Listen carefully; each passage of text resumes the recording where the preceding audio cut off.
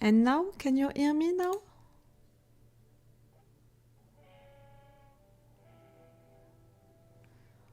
I think that you can right now. It's okay? It's functioning? Yes, it's functioning. Cool, really cool. Hello, hello. As you can see, things are a little different. I have a new light, a big one. I have a battery which can function all of the night if we want. But because of that, you know, I have something new and it's not... The autofocus is not functioning. But I think that you can see me, you know, I can change it. And now you can see me well, normally. Hello, Marcian. How are you feeling, guys? I'm not sick anymore. Can we all be glad for me? Like, really, I have the impression that I was sick during so long. It was awful. I'm not sick anymore. I'm sorry for the last live session that I should have done 1 week ago. I'm sorry for it, but clearly I was way too sick. I had such a big fever and really I had no energy to talk with you guys. Like already the last time that we saw each other, you saw that with a little fever it was rough. So really with that big fever I knew that it wouldn't work. Like it wouldn't be okay. I hope that you're okay, guys. Thank you. I'm glad for myself also, so much. You can't imagine how much. What do you think about the lights and all? What do you think about the sound, the picture? It's working for you? It's okay for you? Really? All of the Amazon cards that I had for Christmas were spent on that. Like really? I did things, you know, for you guys to have a good picture for these live sessions. I hope that my connection is working well. Like right there on my OBS, I have really a good picture and all of that. And I just hope that the connection is great and that you can see me well. I'm just going to check that on YouTube to see if it's looking great.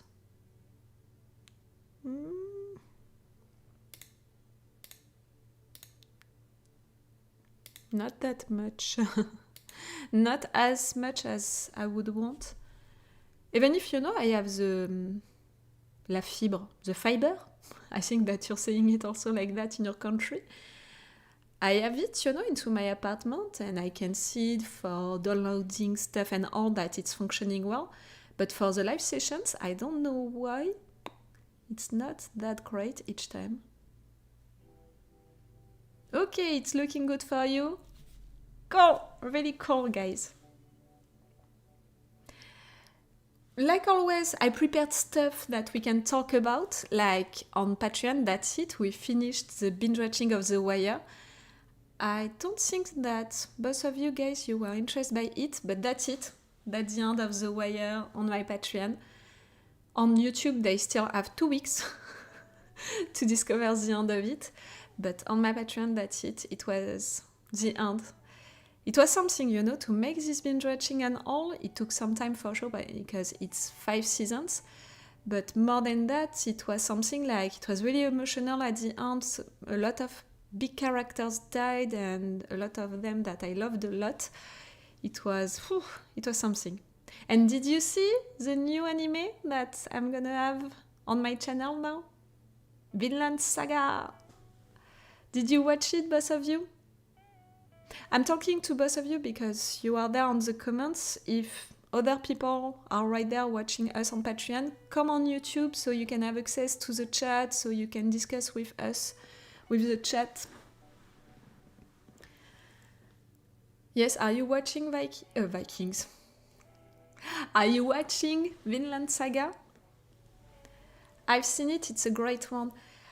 I began it not knowing that it was a finished anime. I didn't think so. I knew that 2 seasons were out, but I didn't know that 2 seasons, you know, it was done, like it was the end of it. I didn't think at all that it was a finished anime when I began it, when I watched the 3 first episodes, and then when I made the researches, to find the titles, to edit the videos and all, I saw that, in fact, yes, it was only 2 seasons. I was truly surprised by it. Marcian, you didn't watch it. If you love Viking story, if you love animes like Attack on Titan, with that kind of drawings and all, clearly it wasn't made for you. At least that was the reasons why I wanted to try it, and I was right. I knew that it could please me, and it didn't take a long time to please me. So if you didn't watch it yet, Marcian, we're not gonna discuss about the beginning of this anime and something big which is happening really fast into the anime, and which was such a surprise for me. I was like, what? But yes, it's really a lot of good surprises with this anime, and I'm at the episode 6 or 7, I can't remember. And each time I'm like, at the end of it, each time I'm like, oh, that was a big episode. I think that I'm gonna put the 4 action part. And since the episode 4, in fact, I have the impression that each new episode is a big episode that I'm gonna have to put the 4 action part on my Patreon each time. Hello Ariana, don't worry if you're late. I suppose that you're working, so don't worry for it. We were just talking about the fact that I finished The Wire, that was really something, and now I'm beginning Vinland Saga, and that I didn't know that it was a finished anime when I began it. I discovered that really after editing the 3 first episodes, and I was saying that it's really a good anime, and that since the episode 4, I have the impression that each new episode that I watched, I didn't watch a lot of them, but I think that I'm, at the episode 6 or 7, I have the impression that each new episode is a big one, and now that I know that it's only 2 seasons, I understand more, Like, the rhythm of this anime is gonna be quick. I'm not prepared for it, I think. I was occupied last couple of weeks. You were watching what? Maybe you can tell me, guys, what you are watching right now. It can be interesting. What am I watching right now that I'm not reacting to on my channel? That's really the question.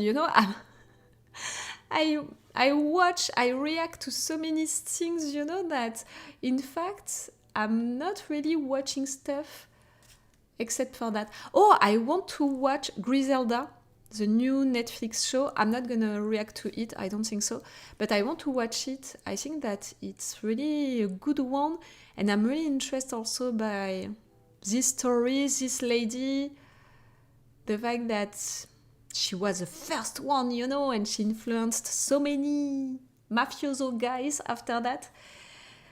I think that it can be a good one. But just tell me, what are you watching right now? I can be interested by that.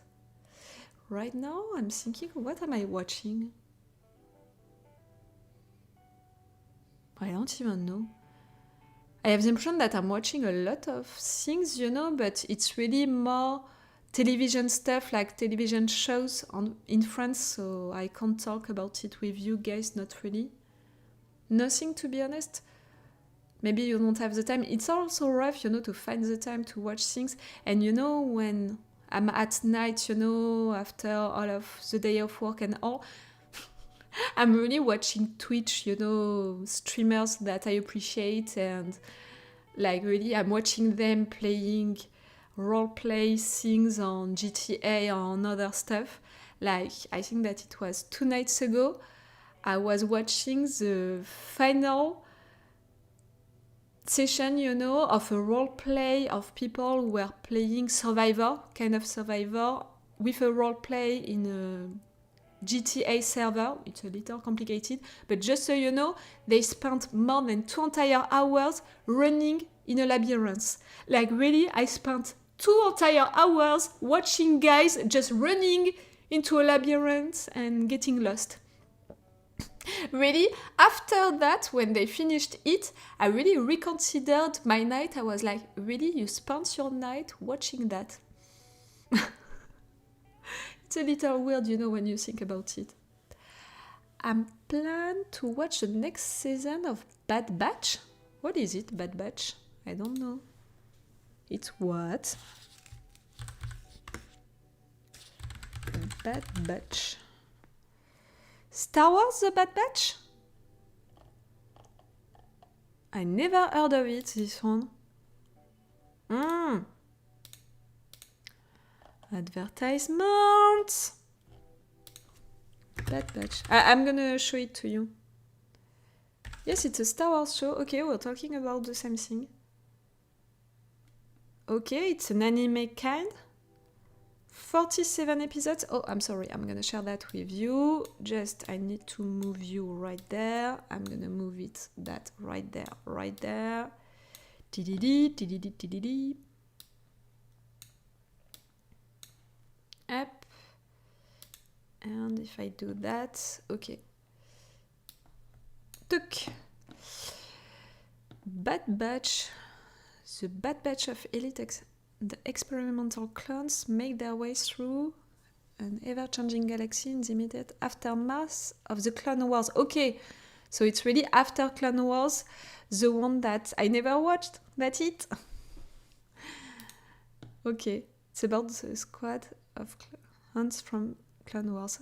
Both of you watched it? It's really a good one? It's a finished one? You said that you would watch... Okay, you didn't watch the final season. The season 3, I suppose. Okay, which is gonna be out soon. Which is gonna be out during February. Okay. Okay. But I think that it can't be for me. You know, I never watched Clone Wars, so it can't be for me. At the same time, I never watched Clone Wars, and I watched... Oh! I lost the name of it. You know that show? Ah! Why do I want to say Rebel? It was not that.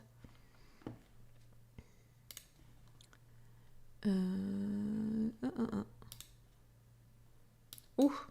Okay. No! Tac.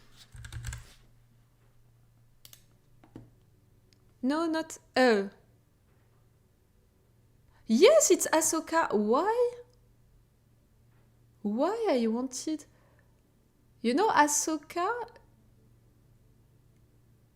It's really weird for me. It was another show. Maybe because, you know, I loved so much the Tales of the Jedi that for me, it was, you know, the beginning of the show Ahsoka, in fact. Tales of the Jedi. And that's why maybe I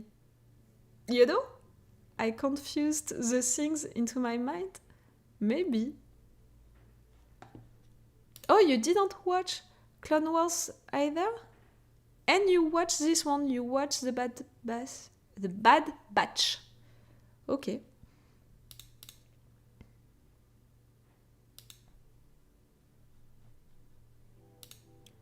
Up.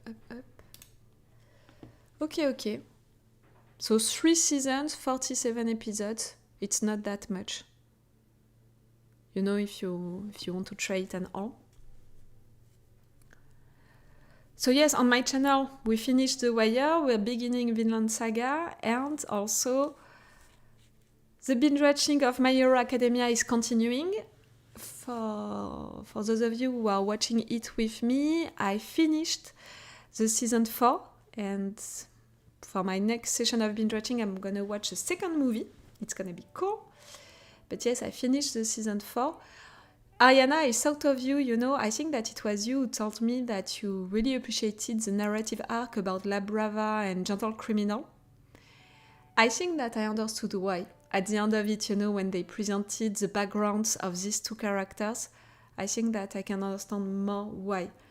I think that the last episode about this narrative arc is really giving a lot more to appreciate these two characters, to understand them, to understand also how sad their story is, and the fact that they really found each other so well because they needed to find someone who would love them unconditionally, and that's why.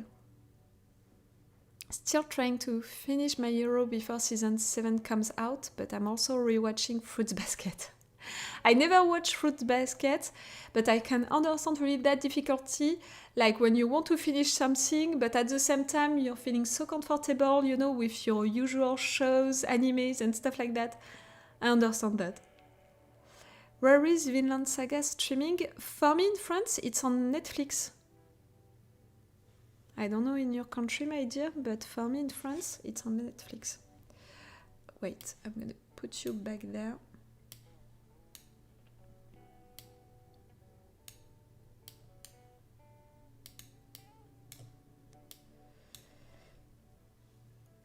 And you know, I had my father at my apartment for 2 days and I talked with him about Vinland Saga because, you know, my father never appreciated animes and is really that kind of parent being like, it's for kids, I don't want to hear anything about it. And I already told to my parents, you should try at least the 5 first episodes of Attack on Titan. It's really like a show, you're gonna appreciate it. And really, now I want to force him, you know, my father, to try Vinland Saga because my father fall in love with Vikings, with The Last Kingdom, with Vikings Valhalla. So I'm so sure that he would love Vinland Saga. So really, it's almost like next time that I'm gonna go to my parents' house, I want to try the first episode with him, you know, to watch it directly with him and for him at the end of it to tell me if really he doesn't appreciate it or not. Because, you know, for my father, animes, it's only things like Dragon Ball Z, you know, like he has only that reference on mind when he's talking about animes. It's on Netflix and Amazon Prime. I didn't check Amazon Prime. I saw that it was on my Netflix, so I didn't check. Yes, Ariana, for me also it's on Netflix.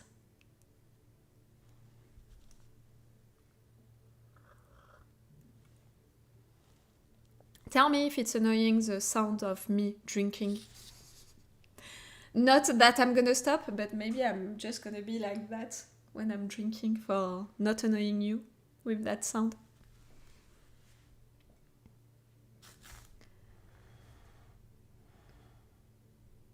My Hero Academia, the season 7, you know when it's gonna be, Ariana? I didn't check that.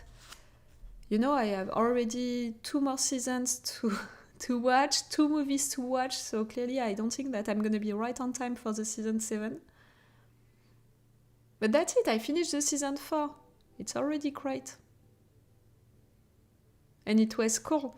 It was a little darker, you know, this season 4, but it was really great. I have the impression that at each end of the new season that I'm watching, each time I'm saying, okay, it's getting deeper, it's getting more complicated. But at the end, you know, I talked about it with my little brother, who is not so little, but I talked about it with him. In fact, you know, it's a little rough to say that it's getting deeper, My Hero Academia, because it's that kind of anime, like we had to wait 4 seasons to have one of the main characters dying. So, yes, I'm feeling better. Thank you, my dear. I talked about it a little at the beginning. You were not there already. But yes, I'm feeling better. I'm just coughing a little, but it's really just a little. I have no fever anymore. But really, I'm sorry I couldn't stream last Friday. Like, you saw me already at the end of December, and I had a little fever, and it was already going in all directions. So imagine me with really more fever. Oh, it would have been really bad. But yes, I'm feeling great. Thank you for asking. After 4 weeks feeling a little sick and then 2 weeks feeling really sick as hell, that's it. I'm feeling great. I'm so sorry.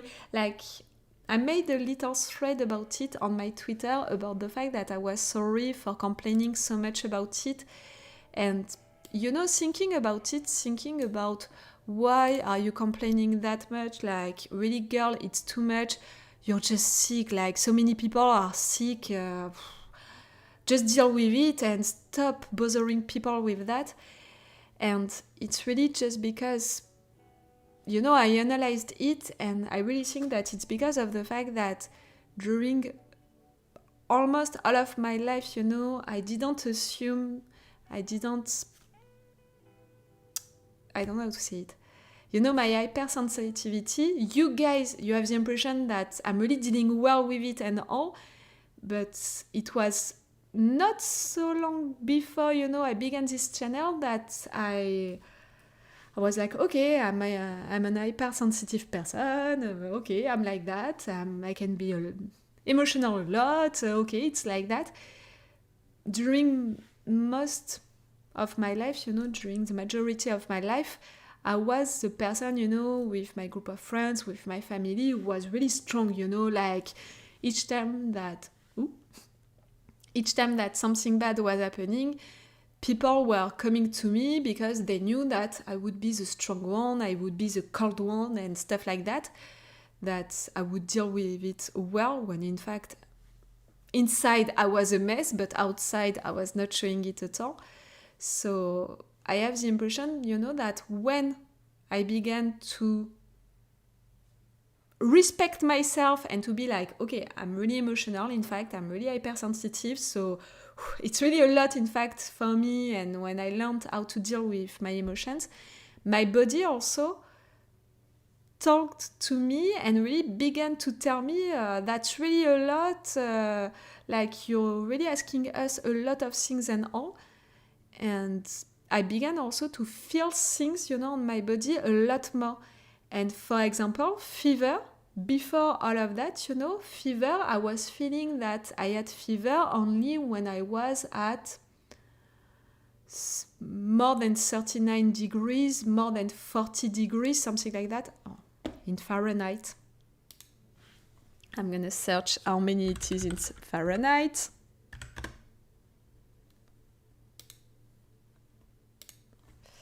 Ew. 102 Fahrenheit.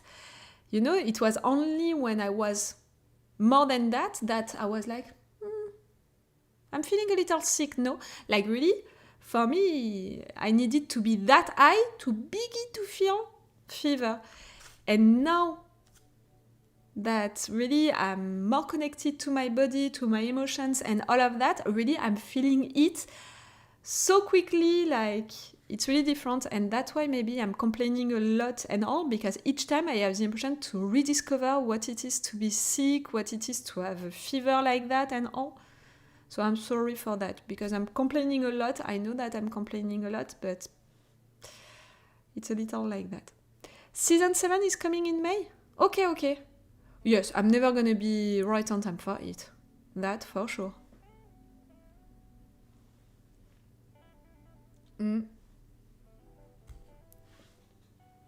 So yes, I'm sorry if you had me complaining too much about it. I'm sorry for that.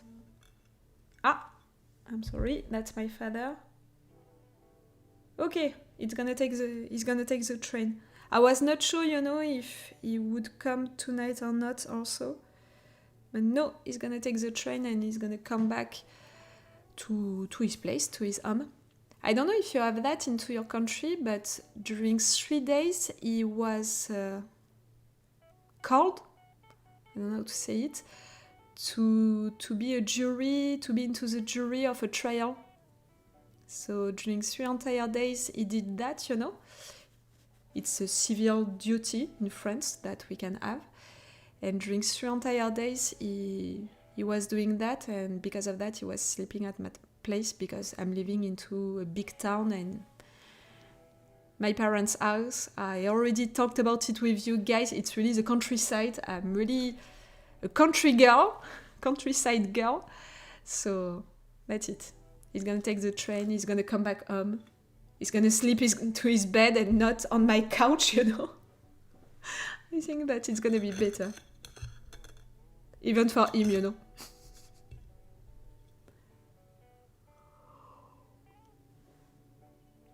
You have nothing to apologize for.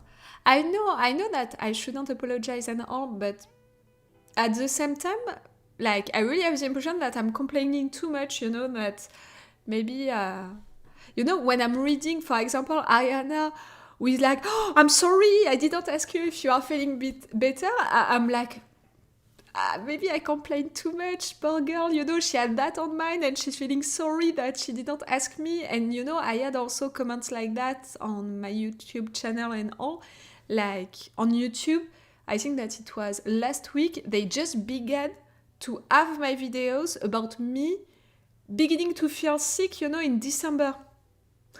So really, I had some little comments being like, oh, I'm sorry that you're feeling sick. I hope that you're gonna be well soon, you know, be careful, all of that. Reading these comments, I was like, if you knew,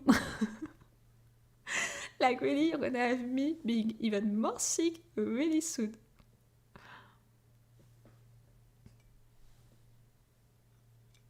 Are we ready for Avatar The Last Airbender to come? Are we ready for that, guys? Did you watch the second trailer? I didn't watch it. I don't want to have too much spoilers. Did you watch it? I'm pretty sure that you did.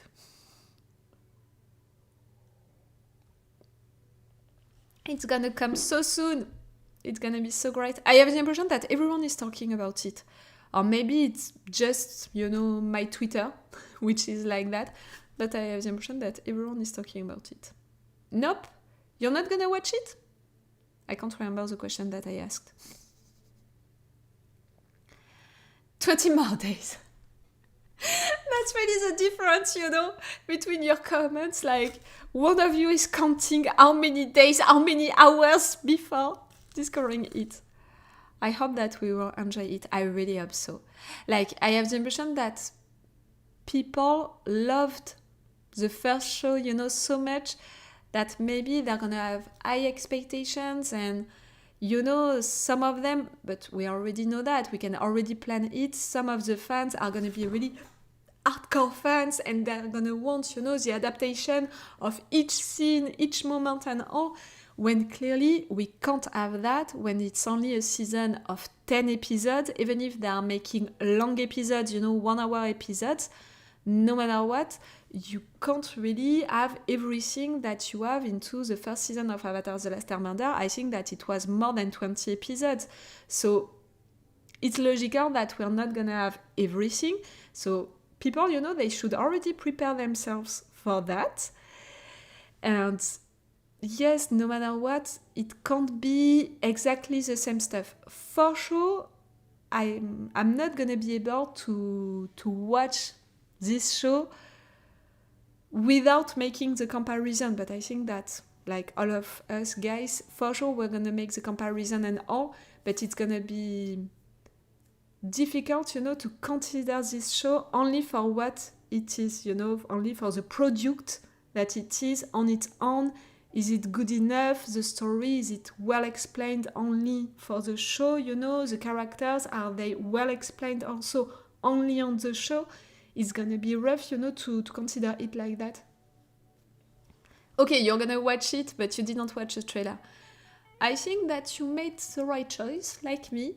Like, I have the impression that maybe during the second trailer, they really showed entire scenes. At least that's what I was afraid of, and that's why I didn't watch it, because I don't want to have entire scenes, you know, already before beginning the show. I want to discover these scenes into the show itself. And the first trailer for me was great because it was really about that. It was really about showing only pictures right there, and it's good. But I'm surprised, you know, because, okay, I watched only the first trailer, but still on my Twitter I saw a lot of promotional pictures when normally, and in fact I didn't search for them, you know, just they appeared on my Twitter. And I'm really surprised I didn't see anything about Boomy yet. And for me, Boomy is really an important character, you know, like the other ones, and even more for the season 1. I'm really surprised about that. Was he into the second trailer? For those of you who watched it, was into it? I only ever saw season 1 of the original show. You can hide yourself. If you didn't like it that much, it's okay, you know, like, don't force yourself, but if you appreciated it, watch the other seasons. For sure, you're gonna love them. I think that before the beginning of the Netflix show, you can watch all of the seasons, you know, you can binge watch all of them, you have the time, you still have the time for that. You liked it and you didn't watch the rest? You were too occupied during that period of time, I think. Like, I can only see that, you know, as an explanation for that attitude.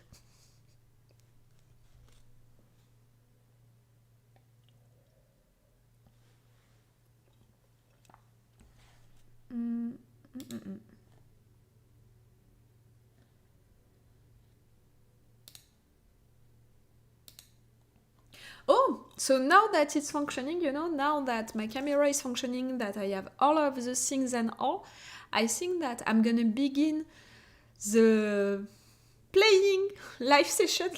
I don't know how I'm gonna name them, you know, I'm gonna begin to play to some games in live on Twitch. So I'm planning to do that end of next week. I don't know when exactly, you know, I don't know when it's better for you guys. Like, it's already difficult, you know, to plan an hour because all of you guys, you are all around the world. So it's already difficult to plan an hour. So to plan a day especially, maybe I should make a poll about that on my Patreon to ask you which day you prefer, which hour do you prefer and all. But just so you know, the 2 games that you guys, you voted for, you know, the most on my Patreon, it was The Walking Dead and Life is Strange. So for now, I don't know which one of them I'm gonna play to. It's really gonna depend, you know, on if I can find the games, if my computer is dealing well or better with one of them, if, you know, for the streaming and all, you know, I'm doing it great, that it's gonna be one of them, and I would want to begin, you know, next week, end of next week, and I think that, yes, I'm gonna make a poll on my Patreon to ask you which day you prefer and all. Because a lot of you also are working, so no matter what, you know, I think that no matter what, I'm gonna make that on Twitch, so no matter what, I'm gonna let you know the replay available for everyone. I don't know how it's functioning really for Twitch. Like, I think that first you need a certain numbers of followers to have access to the sub option. And so because of that, before that, you know, you can't block the replay sessions. So in fact, all of you can have access to the replay. No matter what, I'm gonna do things for all of you to have access to the replays. So if you were not there, you know, when I was live for this gaming session, you can do that. I'm a little stressed about it because right there, I know you guys, you were there on my YouTube, you followed me on my Patreon, so I know that you're sweet and all. But on Twitch, that's gonna be different, you know. I'm a little afraid of people finding my Twitch and we're not gonna understand why I'm talking English when I'm French. And really, the most awful comments that I had on my YouTube, it was each time by French people telling me how bad my English was and that really I should stop. Why are you talking like that and all? So I'm a little afraid of that, you know, for Twitch. We'll see how it's gonna be. But I think that at first, you know, for like the 2 or 3 first sessions like that, gaming sessions, I'm just gonna announce it to you on Patreon. Ta-da! I'm making a session, you can come and all.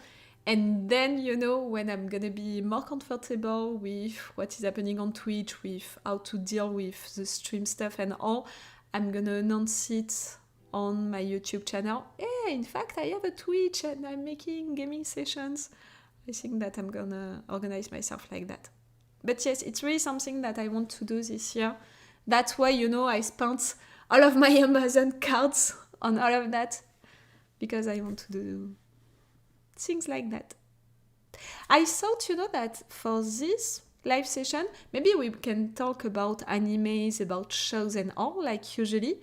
But if you guys, you can be interested by it, maybe we can do... I think that I already talked about it with you guys on a previous live session.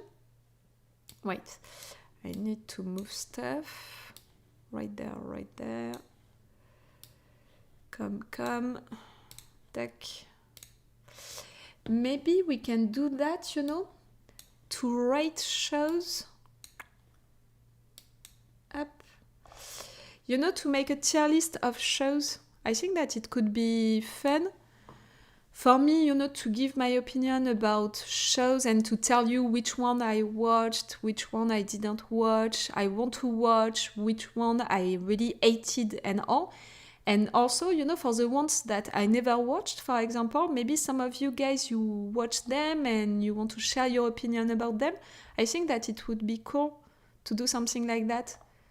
And I didn't choose, which shows were on that list, but I chose these levels, I made these names, the GOAT, the ideal show, and then perfect ones, really good ones. The more we progress, the less it's good. We know shows like that. Shows which can be awful. Shows that I didn't see but I want to watch, and shows that I didn't see and I don't really care. Can you be interested to do something like that? I think that it can be cool, to really discuss about shows and not only shows that I watch, I reacted and I still react to on my channel. Are you interested to do something like that? I'm waiting for your answer, before beginning. Why? Sounds like fun. Yes, I think so. I'm sorry. Okay. I will check that after. It's a new message, from my little brother, and I saw that it was a TikTok video. Knowing him, I'm pretty sure that it's gonna be something, a little weird, so I prefer to not watch it right there with you guys. It can be bad. I know my brother, it can be bad. Oh! He called me, I think that it was 2 days ago now, and I was filming a reaction video, and he called me, and it was to announce me that he was finally hired, into the company in which he is working since a long time. So, I had it filmed, my reaction to that news. I didn't put it, during the editing, but it was fun. So let's say congratulations to my little brother. Finally he was hired. That's so great. Ah, you made it to the stream in time. Yes, you made it right on time. We just discussed a little about the shows and the animes that I'm watching. About Villain Saga, for example. We discussed about it a little. And also about the fact that I want to begin the gaming live sessions next week, and I'm gonna put a poll on it on my Patreon to ask you which day do you prefer and all. At first glance, I didn't see most of them. I didn't see a lot of them also, but I think that, me, I can discuss a lot about the ones that I watch, so clearly I think that we can spend a lot of time on that thing, so I'm not even sure, that we can finish that tier list today. Because I'm not gonna stream. Now I can stream during how long I want, like really I can stream during entire hours, but we'll see if it's gonna be the case or not. Maybe at some point I'm gonna need to feed myself. Yes, congratulations to my brother. He's my little brother, and for life he's gonna be my little brother, but he's not that little now. Like really, he was just hired by a company and he was working for it since a long time, and now he's gonna finally have his own apartment. I'm so glad for him. Okay, maybe we can begin like that. How am I organize myself? Am I gonna do like one by one? Or maybe I can already put the ones that I didn't watch? No, I'm gonna do one by one. 13 reasons why. Like I said, I didn't choose, the shows which are right there. I took, a tier list which already existed and just I changed these things, but I didn't select the shows. 13 reasons why. I reacted on my channel to the final season. I really loved a lot this show, and I think that it was really an emotional one, and for a teenager show, I think that it was such a good one. Like, for sure it was a difficult one, but if you want to compare stuff together, like if you have to consider a teenager show like 13 Reasons Why, and just near to that you can have things like Euphoria, it's also, a really difficult teenage show. It's making me think of that kind of teenager shows, which are in fact more than just teenager shows, like Skins, for example, Euphoria, 13 Reasons Why. I have that kind of shows in mind. But if you want to compare 13 Reasons Why with Riverdale, for example, for sure, 13 Reasons Why, it's an amazing show, and for what it is, a teenager show, I really think that it's an amazing one. The first season with all of the tapes, it was so well done also to build the season like that. For what I remember, the season 2 was a little less interesting, and the season 3, it was the final one, for what I remember, and it was such a good one.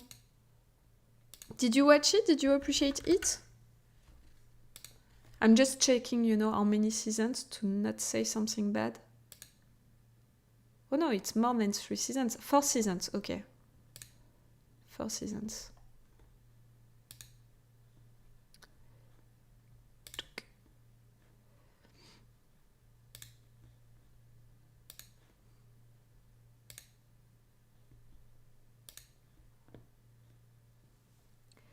Yes, 13 Reasons Why. Did you appreciate it? Did you like it?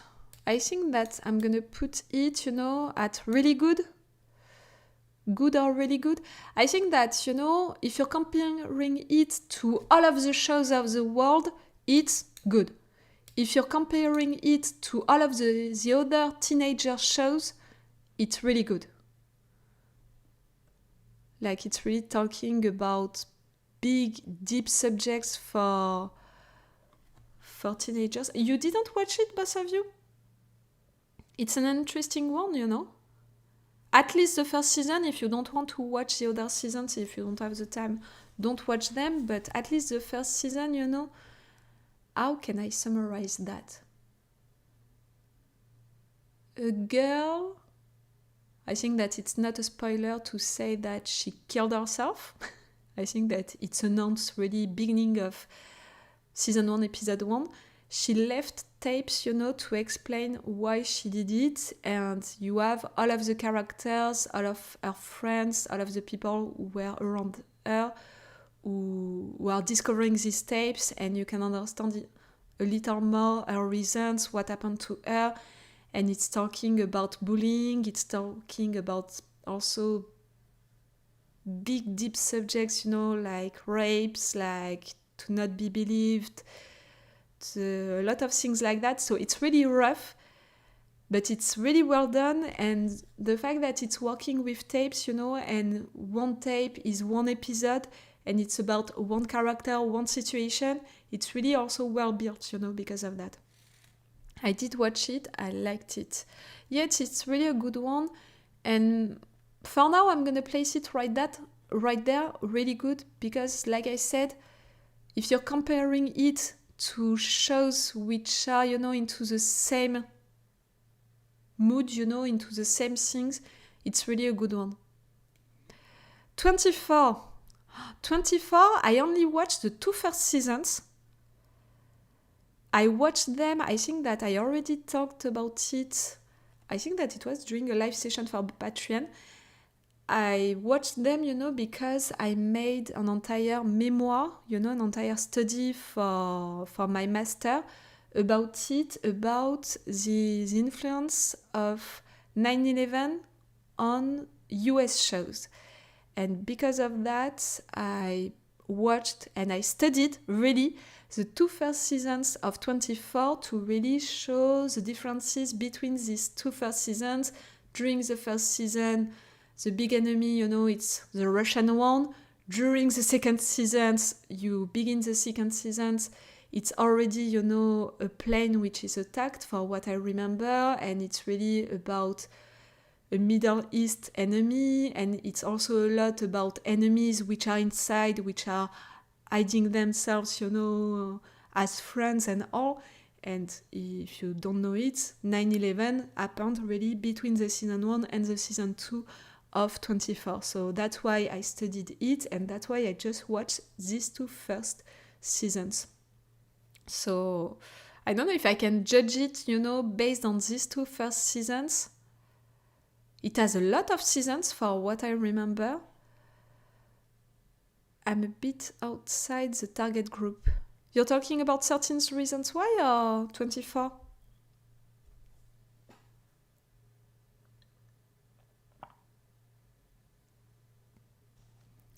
I watched the first couple seasons of 24 when it was airing on TV back in college. What did you think of it? For me, the 2 first seasons that I watched, that I studied, they were great, and I can understand why, when it was out, it was so great, because people were just discovering that kind of shows, with a lot of action into one episode, and at the end of it, it's finishing with a big cliffhanger. I think that it was during the same period of time than Prison Break, for example, and it was built, a little the same. A lot of actions, we're following one character who has a mission on mind, and really big cliffhangers at the end, a lot of pressure, a lot of intensity and stuff like that. So for when it was out, I can understand that it was that great, that appreciated. Thinking about it right now, I think that it was cool, but not, at least for the 2 seasons that I watched, I think that I'm going to put it right there, It was good, but, I think that if I would have watched more than the 2 first seasons that I watched, I would have put it right there. I think that it's that kind of shows which can get a little boring, with time, because, okay, during the 2 first seasons, you are into it and you are really interested because of that rhythm, that intensity, all of these cliffhangers and all. But I think that, beginning of the season 4, you're like, okay, you add me that much with the 2 first seasons because of that rhythm. At some point, season 4, it's not going to be enough. And I think that it's a little the same for the stories. With time, I think that they can repeat themselves a lot. So for what I know about it, I'm going to put it right there. But I think that if I would have watched it really entirely, I think that its real place, maybe it's right there, in fact. I'm going to put it right there. L'agence tout risque. In English, it's what? The agency of risk? In French, it's l'agence tout risque. I'm not gonna sing the song. And I'm not sure that on YouTube, if we would be on Twitch, for sure, we would have watched, the opening credit together. But I have the impression that if I'm doing that right there on YouTube, it's gonna get blocked. Because of that, I'm gonna have this video getting blocked. But at the same time, it's so tempting. Maybe I'm gonna risk it, but I'm gonna put the music level, really low. Maybe I'm gonna do stuff like that. Wait. The A-Team in English? Okay.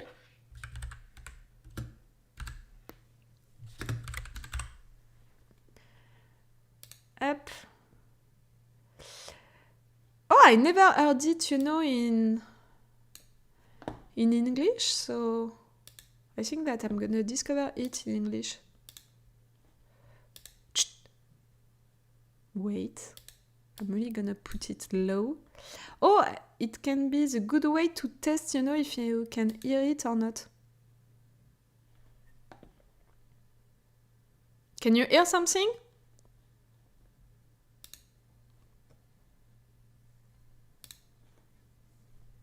It's the same song. Why is it surprising me?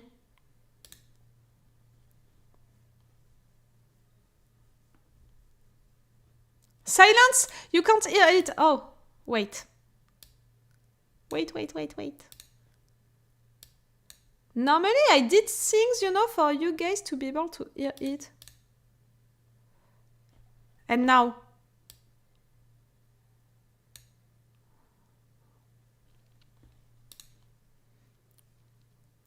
But you don't have any lyrics on it? It's weird. In French, we have an entire song on it.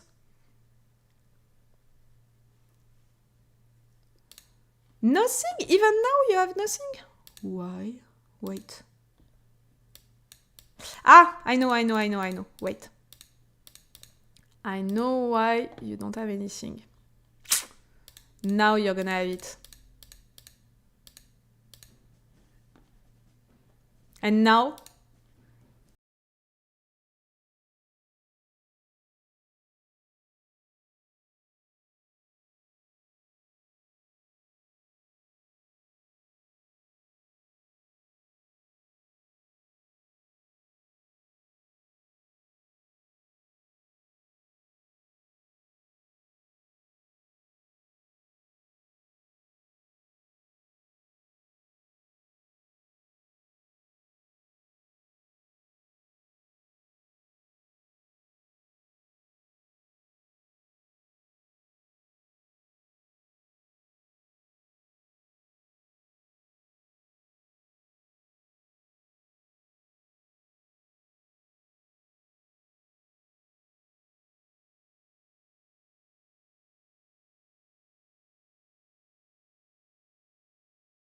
If you don't know the French version, I have to show you the French version.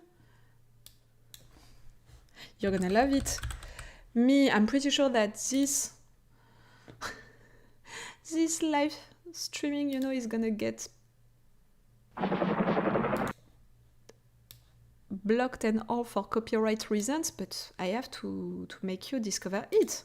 It would be a crime for you to not know it, you know, to not know discover it. Wait. Accusés d'un vol qu'ils n'ont pas commis. Jonathan, who is discovering this live session, coming and is really like, why are you singing? Why are you watching French A-Team? I know it can sound weird, Jonathan. Just know that I'm trying to rate, you know, shows according to that tier list. We had L'Agence Touriste, and for sure I had to make you discover the French openings credit, you know, of it. The words, how can I translate that? First, you're saying the A-Team.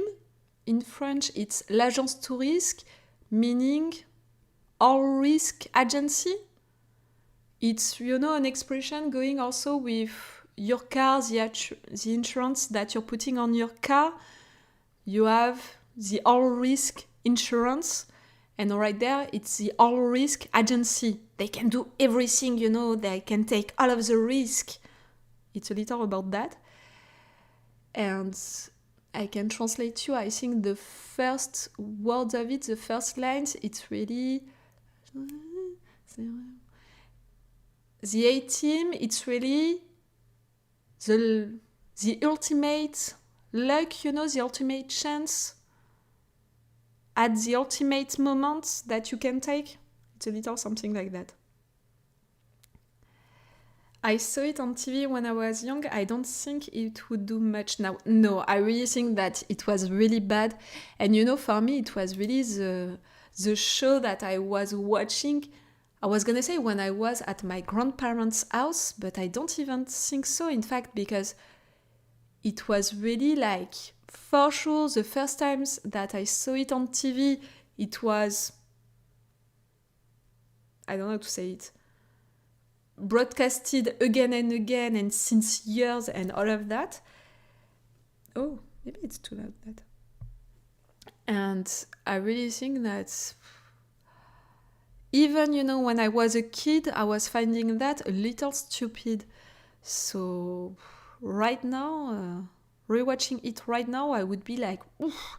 And I think that also it's that kind of shows which really got old really early. Like, I think that all of the misogynist, macho lines made by all of these characters and a lot of maybe also racist stuff would be really awful to rewatch, in fact.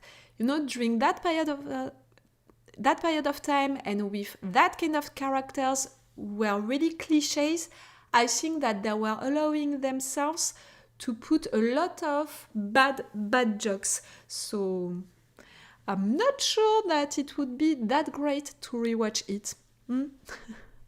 What do you think of it? What can I say? Where can I put it? I think that I'm gonna put it right there. I didn't see, not really, I have some memories about it, but not of entire episodes, only scenes, and I was so young, so I can't consider that I want to watch it, that I watched it, and for sure I don't want to watch it, like I'm not interested by it, I don't care about it. And clearly, like, I think that's, I'm sorry, that was so French. It can be really bad, I think, in fact, to rewatch it. Not a great show.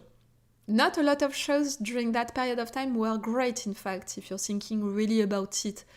But it was the only shows that they had, so I just like Mr. T.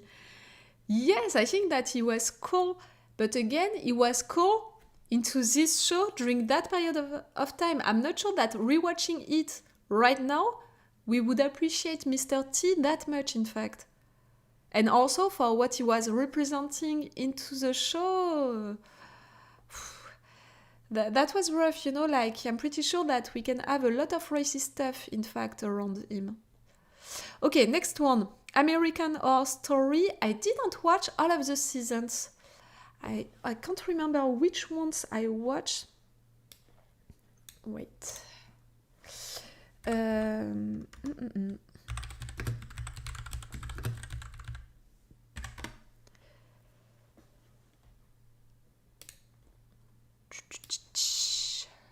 American Horror Story. Huh? Kim Kardashian is playing on it? Why? Oh, 12 seasons, for sure. I did not watch all of the 12 seasons.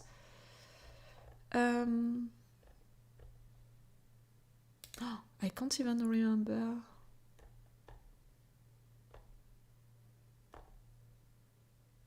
Why I don't remember these pictures? For me, yes, The Asylum. This one I watched it. Okay, this one I watched it also.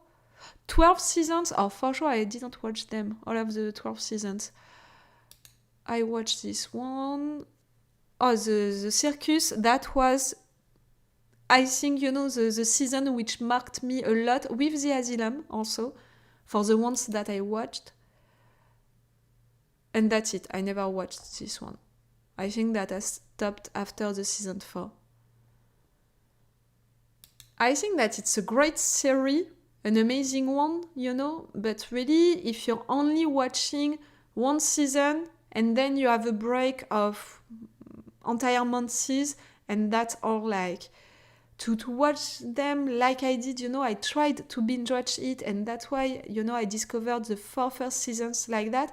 And I think that I stopped watching it, because it was beginning to be too much of, in fact, that mood Also the same casting but playing other characters. It's really a show that you have to watch for one season and then nothing else from the show during a certain period of time. And I have the impression also that, I don't know, the season 4 with the circus, I remember it like it really marked me, so I don't want to say that the more we progress, the less it's good, but maybe it's a little the case. No, maybe not. I can't judge it, I didn't watch all of it. I don't want to judge it for that.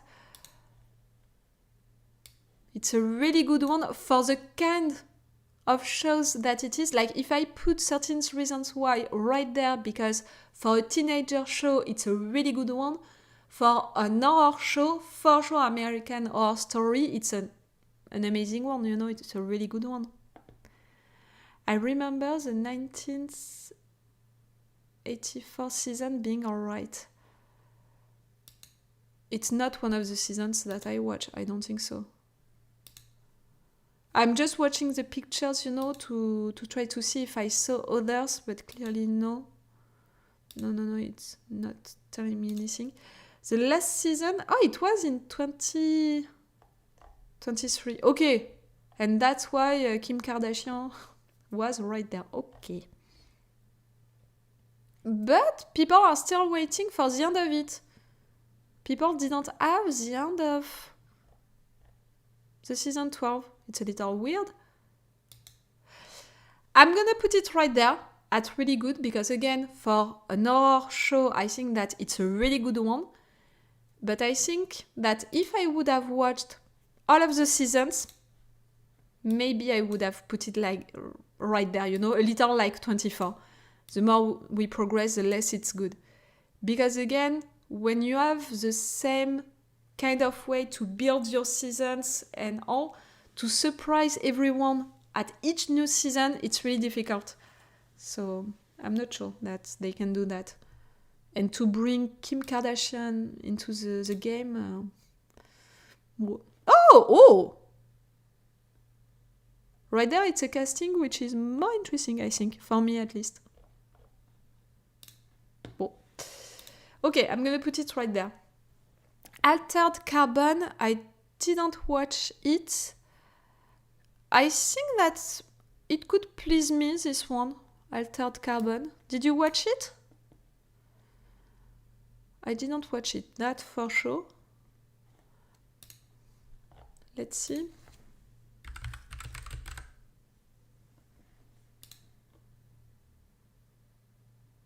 Oh, only 18 episodes? It's very good, I think. I think that it's a good one, for a sci-fi one. I think that it's a good one. I didn't know that it was that short.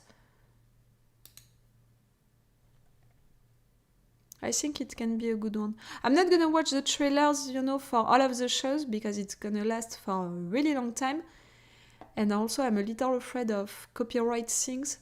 I'm just gonna let them, the pictures going right there.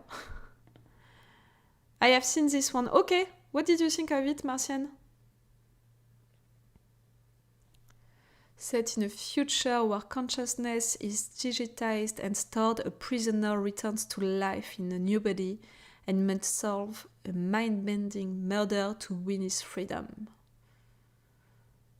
Yes, as a sci-fi show, it can be a really good one. At least, the synopsis is interesting. For what I remember when it was out, for the reviews, it was great. So I didn't see it, but I could want to watch it.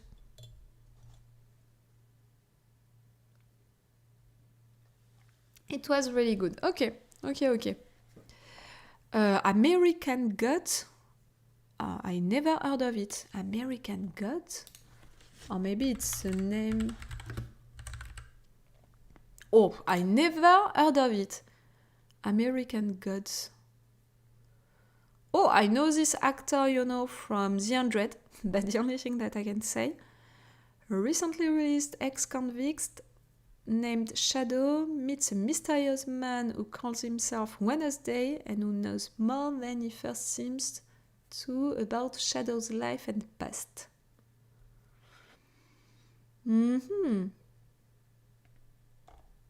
What about the casting?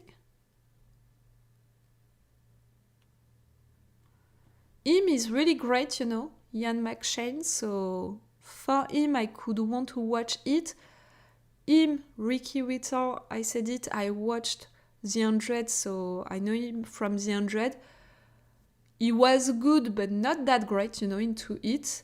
And the rest of the casting, I don't know anyone. And the synopsis, I'm not sure. It's a good rate. I don't know. I haven't seen this show, but I liked the book a lot, so I want to see it. Okay, it's based on a book. That, normally, you know, it's a good thing. To be based on a book, it means that you have a universe which is already built before the show, well built, same for characters. It can be great. But you know, for example, that to be nominated for 2 Primetime Emmys, to have 7 wins and 39 nominations. In fact, I'm not basing, you know, my things about do I want to watch that one or not on that, because in fact, if I'm clicking on it, maybe it's gonna be nominated for things like really no one cares about it. It wants stuff that no one cares about it truly, you know, in some obscure stuff. And also, like, for example, the Emmys, I don't know, the Emmys, you know, I'm really watching when they're giving awards, you know, prizes to an actor, an actress, someone. But an award, you know, for a show, I have the impression that it's more about being popular than really being well written, well done, and all. So I don't know. It's how I'm feeling it. And see, for the Emmy Awards right there, it was about the main title design and the special visual effects. Oh, boss, didn't see and don't care. To be totally honest, didn't see and don't care. Never heard of it also, I should have had this one. Arrow, I didn't watch it for sure. I'm sorry, I'm gonna put it right there, but you know me, you know that superheroes shows, except for The Boys, I'm not really interested by it. I think that it's that kind of shows, Arrow, that you are watching while you are eating. Do you understand what I mean? That kind of shows, like, if you're not fully on your screen, it's okay, and it's gonna be entertaining, it can be fun sometimes, but you don't have really to put yourself and to only watch it. And clearly, I have a lot of shows which are like that and which are amazing, that I love a lot, but heroes shows, I'm not a fan of them. I already talked about it a lot. It's not the kind of shows, but it's the same also for the movies. Like, maybe I'm gonna shock you a lot, but it has been such a long time that I didn't watch a Marvel movie, or, you know, that kind of movies, of heroes movies. I think that I watched all of the Spider-Man, but for the rest, like, I think that Iron Man, I just watched the first one. Captain America, I think that I watched the first one. And see, I can't even name you another superheroes like that movies. It's really not the kind of movies for me, you know, like the blockbuster movies about superheroes and they're all built the same, you know, and all.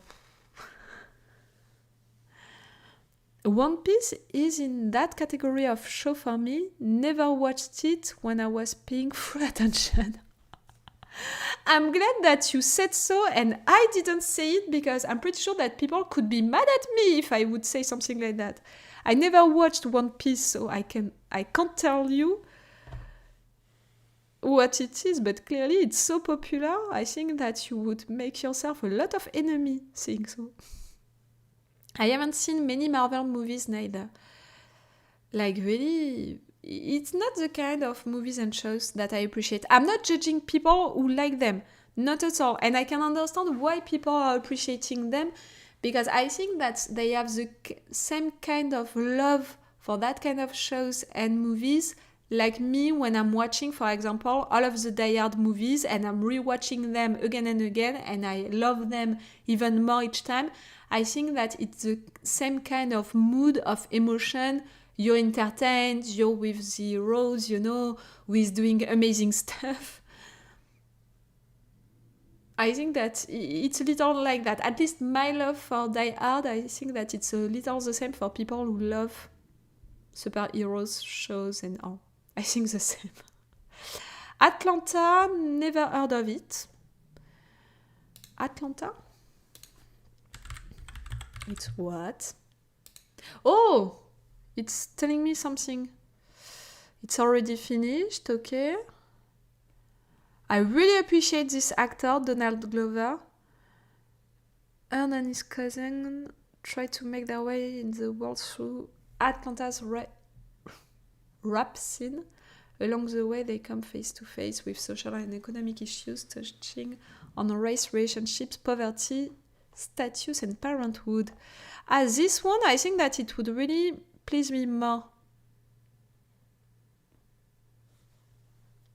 I think that, the synopsis, for example, the casting also, this one, that I truly appreciate. And the synopsis, I think that I could want to try it. Atlanta is great, especially if you like Donald Glover. I really like him. He's the guy from Community, right? Yes, I'm not mistaking him with anyone. For me, he's really, yes, from Community, and that's all. When are we gonna have the movie of Community? That's it, we're waiting for it since too long now.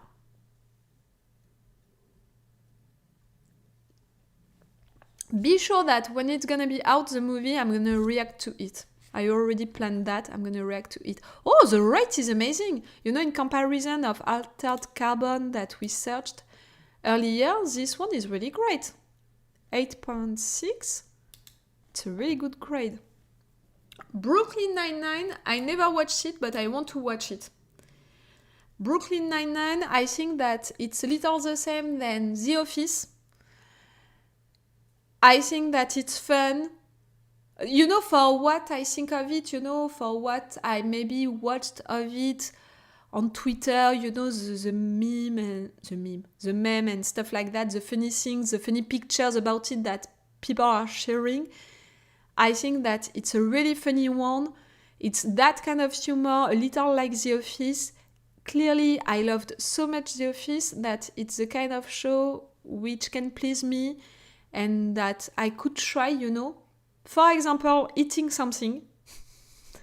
Like for my lunch break and all, I should try it.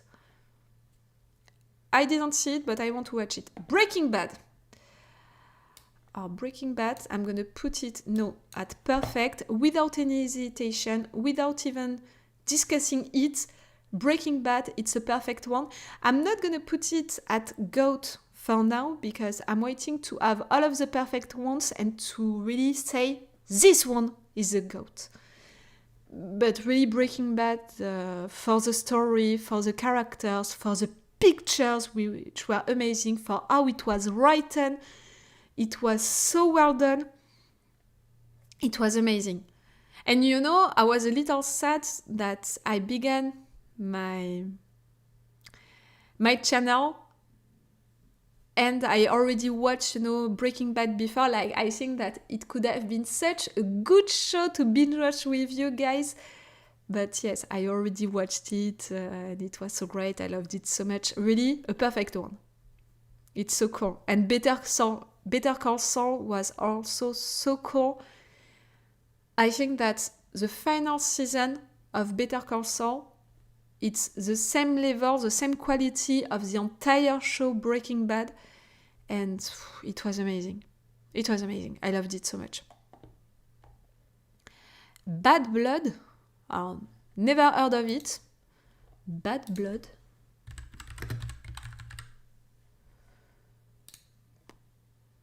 Bad Blood. A dramatization of the life and death of Montreal mob boss Vito Rizzuto. It's only one season? 2 seasons, okay. Bad Blood.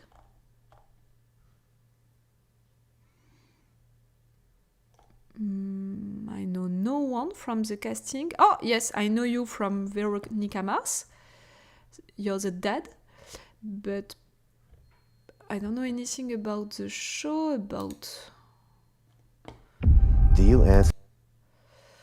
I'm not gonna watch the trailer, just in case of copyright. I just want to check a little the mood, with the pictures.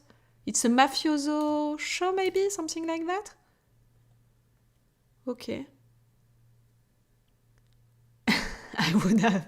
I never would have guessed Canada as mob bosses too. Seems so.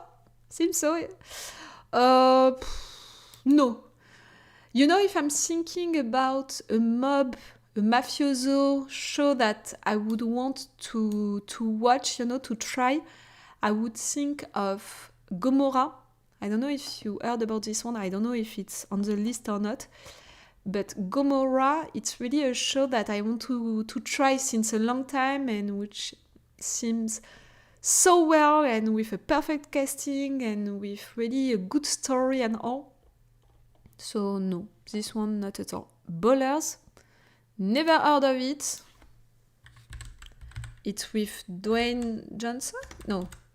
Yes, it's with Dwayne Johnson. How many seasons? I didn't know that he played on a show. It was never on French television, this one. That, never on French television. Ballers, a series centered around a group of football players and their families, friends and handlers. But it's a comedy one. For how it looks like, it seems like a comedy one. The casting? Dwayne Johnson, okay. Oh, I really appreciate him. This one, Richard Schiff, I don't know how to say it. Russell Brand is playing into it? I never heard of it. Mouais. I'm not sure. Bon. I'm not sure. Would you be interested by it? Did you watch it? Did you hear anything about it? Oh, really? In France, for sure, we never had it. I guess they couldn't translate American football to European TV. No.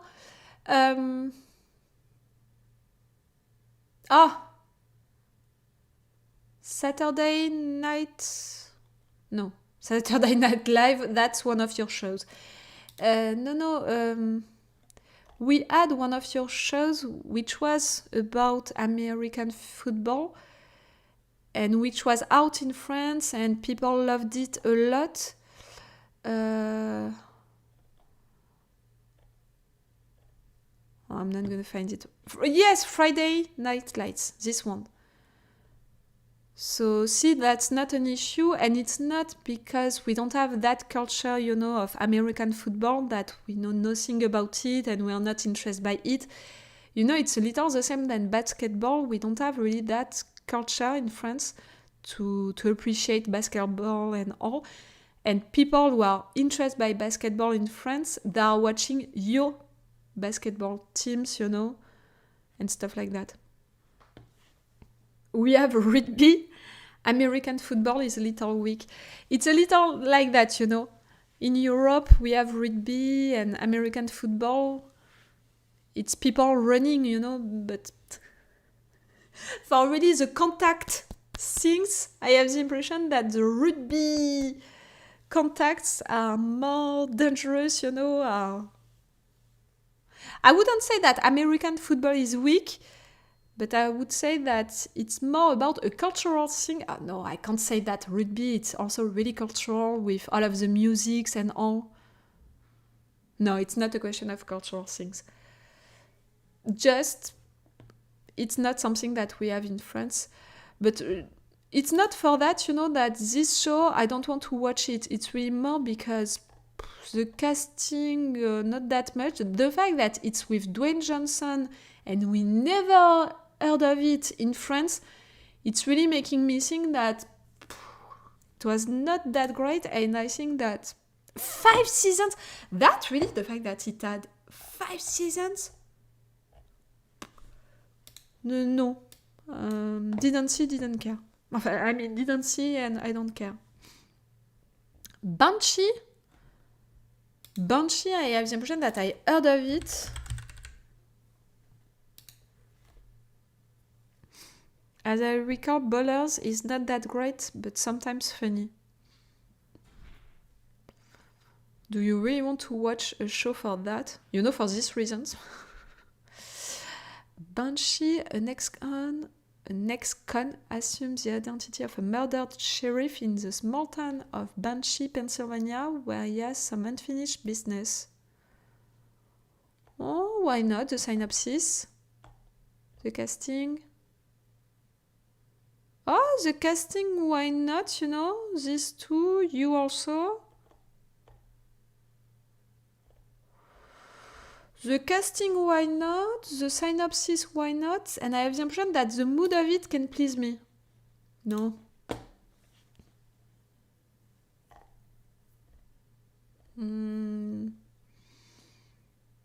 You know, that kind of picture, that kind of lights, you know, that kind of things, I think that it can please me. The past has kept you locked up long enough. I gotta know that I can trust you.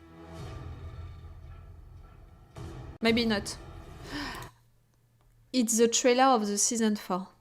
For sure, it's gonna be full of references that I can't understand and that I can't appreciate for what it is. For sure.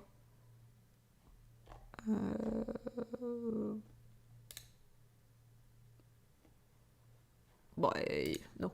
I'm not gonna find it. You know, the trailer for the season 1. No matter what, maybe it's gonna get blocked on YouTube. No. You know, just reading the synopsis and searching for the casting, I was like, oh, why not? Watching the trailer, I'm like, well, not that much.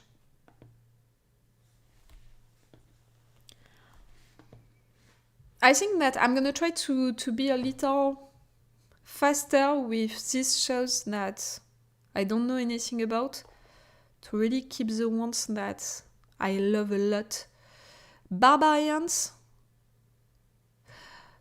I have the impression that it's a different name in French. Why do I have this impression?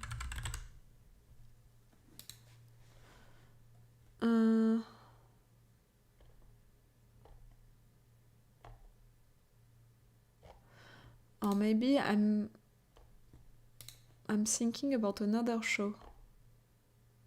Oh, it can please me, this one. An historical show? That period of time? Torn between the mighty empire that raised him and his own tribal people, Roman officers' conflicted allegiances lead to an epic historical clash. Eh? It can please me, that one. Barbarians. Did you watch it, guys? Not the season 2. Can we have... Right there, season 1. Bist du ein Gott? Nur Götter können einen Mann zum Tode verurteilen. Marmini, Barbara stirpe natus es. It's which origin? I'm sorry, I'm watching stuff really like you're not there. I stopped the trailer so much like that, but at the same time, I'm really afraid of getting blocked on YouTube. Why not, Barbarians? Do you know something about it? Did you watch it? Barbarians.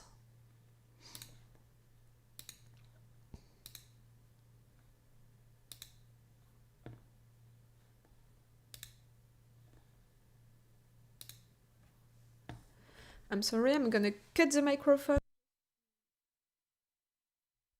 I'm gonna cut the microphone just to use my tissue. I'm coming back.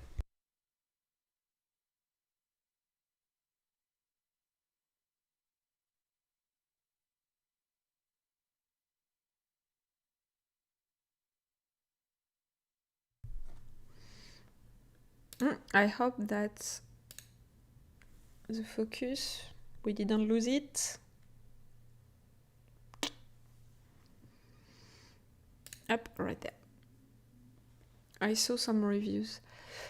I didn't see anything about it, but maybe it could please me, you know? With a synopsis like that, with that kind of, you know, of picture, of mood. It's an historical show, an action one. Oh, maybe. Bates Motel, I want to try it. I did not watch it, I want to try it. I don't have a lot else to say about it, like all of this universe and all, for sure it can please me. I think that it can be a really good one to try. I think that it's already done, you know, already finished, and it doesn't have a lot of season.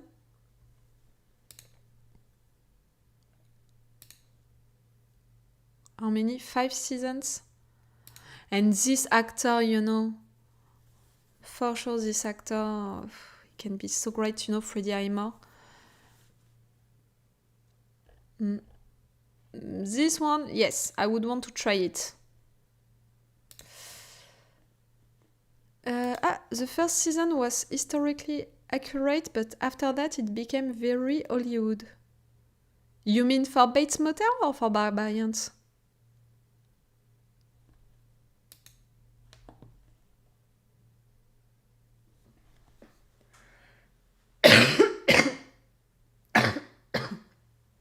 See, I'm still a little sick, a little. I can curse like that sometimes.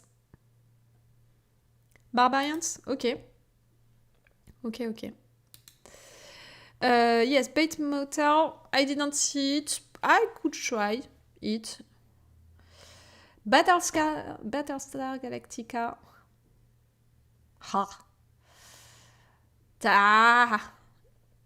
For me, it's between perfect and really good. I think that I'm gonna put it right there at perfect because, again, if I have to consider it, you know, for all of the kind of shows that you can find online, and if you have to compare them directly to each other and all, it's a really good one. For a sci-fi show which was out during that period of time, it's a perfect one. It was so great, so good. I binge watched all of it with you guys. It was so cool. For me, it's a perfect one. The story, the characters, the end of it. I loved it so much. Battlestar Galactica. Oh. I'm sorry. I was thinking of it, you know, I was thinking of the characters and I'm like, I want to rewatch it.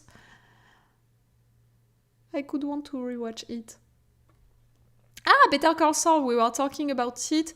Better Call Saul, it's perfect. Perfect or really good? Yeah. For me, it's a perfect show. Again, if you have to consider it for itself, like, for sure, if I want to compare it to Breaking Bad, I prefer Breaking Bad.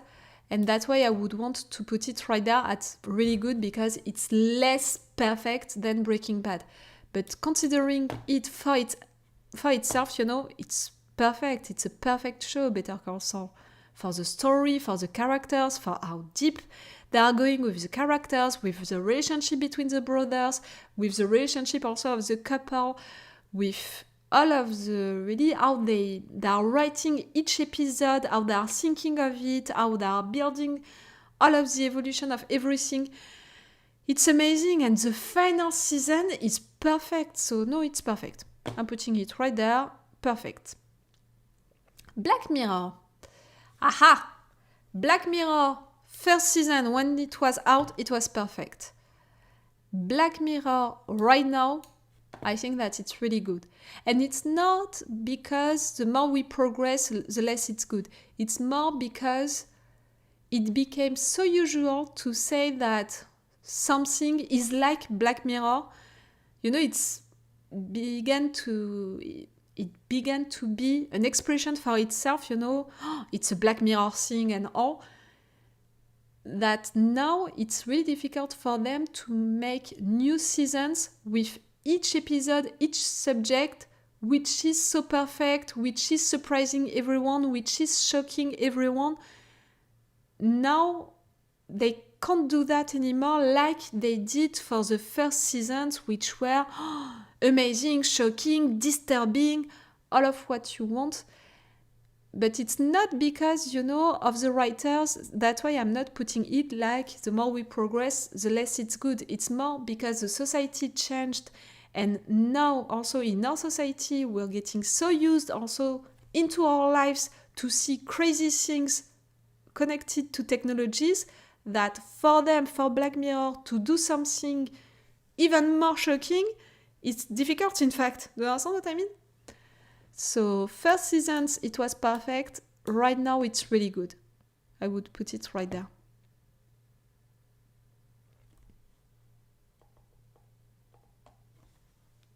I made reaction videos for the last seasons of Black Mirror. So for sure, I love it a lot. But, now you can see that I'm not a blind fan.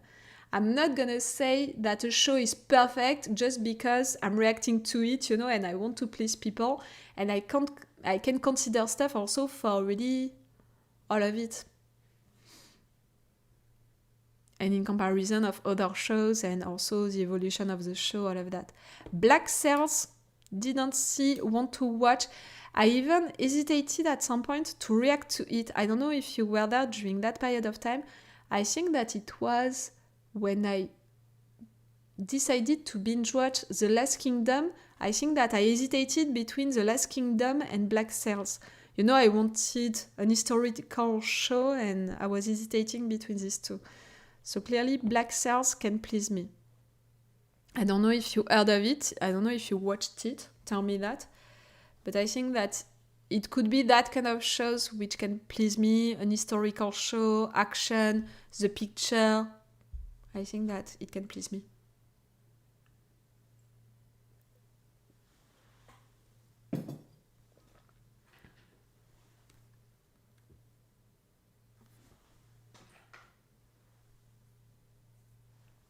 Did you watch it, Black Sails?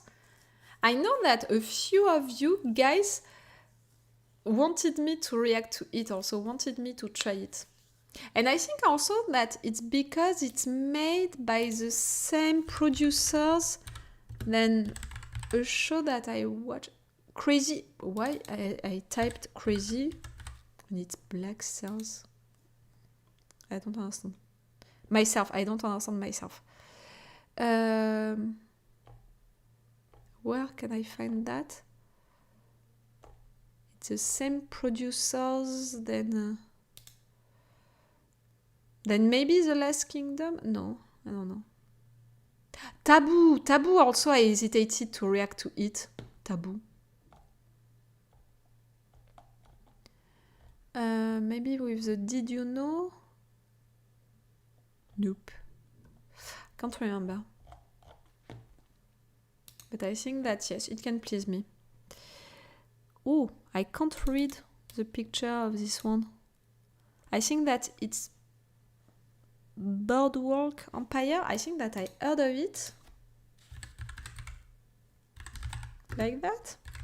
Yes, this one. I heard of it, I think. An Atlantic City politician plays both sides of the law by conspiring with gangsters during the Prohibition era. Okay. It's an HBO show during that period of time, which was really great for the HBO shows. We had really a period of time for HBO shows which were perfect, which were all so right. I don't know what happened. Suddenly, it began to be really... I don't know. Boardwalk Empire was so good when it first came out. Oh, really? As I recall, a few seasons in, I started wondering where it was going with the story. Okay, maybe they lost themselves with the last episodes. 5 seasons, it's not a lot, Yes, it's 12 episodes this season. 12 or 8. Okay. Oh, why not? You know, again, an historical show. HBO during that period of time, it's a good promise also. That kind of mood, the Prohibition era. Why not? Band of Brothers. Oh, this one. It's difficult. It's between perfect and really good, Band of Brothers. I don't know. Again, if I have to consider it for itself for a war show, it's a perfect one. I cried a lot. It was really emotional. It was well done. It was also the perfect amount of episodes, you know. It was the good... It was really well done, well written. No, I'm going to put it right there as perfect. For a war show, it's a perfect one. Did you watch it? Band of Brothers? It's such a good one. And it's made... I don't want to say something bad. Something wrong. But for me, yes. Tom Hanks and Steven Spielberg present Band of Brothers. You know, it was also pretty well sold when it was out. By all of the names also of the casting. No, it's cool, Band of Brothers. And yes, 10 episodes, it's really the good amount. It's not too much, not enough. It's really a perfect show for what it is. Bones, I didn't watch it. No, I don't care about it. Like, I don't think that I would want to try it. No. Like, that kind of shows, you know, I'm thinking of all of the NCIS in French, so I'm thinking NCIS in English. All of that kind of shows, I have the impression that each new episode is the same and is not interesting. I'm not mad at that kind of shows. Like, for example, I'm a fan of Dr. House MD in English. I'm a fan of this show, and this show you can say that, for example, each new episode is the same, is built the same, like it's not really interesting. But for police, you know, detective shows, I don't appreciate it, you know, that way of functioning. I don't appreciate that. I think that a lot of people loved it also because they were shipping them together and they were just waiting for it to happen. But yes, for example, for that kind of shows, I watched and I truly appreciated The Mentalist, which is a little the same vibe, you know, detective shows which are built the same. But I think that I preferred it, at least I wanted to try it, I tried it, I appreciated it because of the fact that they built all of the seasons, you know, around that big narrative arc with Red John, with this character who is so disturbed by what happened to his family. He wants to search, you know, for this villain, you know, he has a revenge on mind. Like, you're keeping that on mind and you have stuff about it all along the seasons. So really, okay, it's repeating itself a lot because of how it's built, one episode, one detective story, but it's a little different because of that, and also because of all of the things around the mentalism that I appreciated when it was out. Now, I think that we would be less impressed by it because it became usual to talk about mentalism and to talk about stuff like that, but I preferred to watch The Mentalist. Bones, no. I think the entire pitch for Bones was, what if CSI was a little silly? Yes, to make it a comedy, you mean? To make it a little comedy. I liked The Mentalist. The Mentalist was great.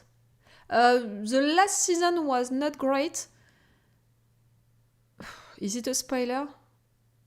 yes, it's a spoiler, I'm not gonna say it. Just the last season was not that great, and they were right to finish stuff right there at the last season. I think that they felt it also.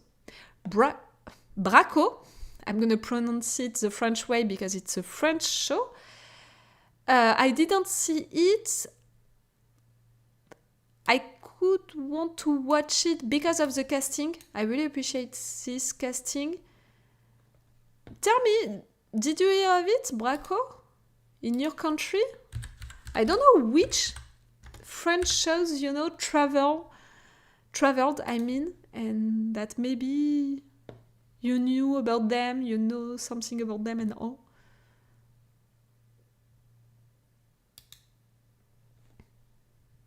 If I have to make you see one French shows that maybe you can find more easily on US, platforms and stuff like that, Le Bureau des légendes. Oh, the traduction of it. No, I wanted to search for that on IMDb. The Bureau. Okay, they named it The Bureau. The original title, it's Le Bureau des légendes. This one, it's a really good French show, and the story, about the French Secret Service, how it's done, how it's written, the characters, it's really a good one.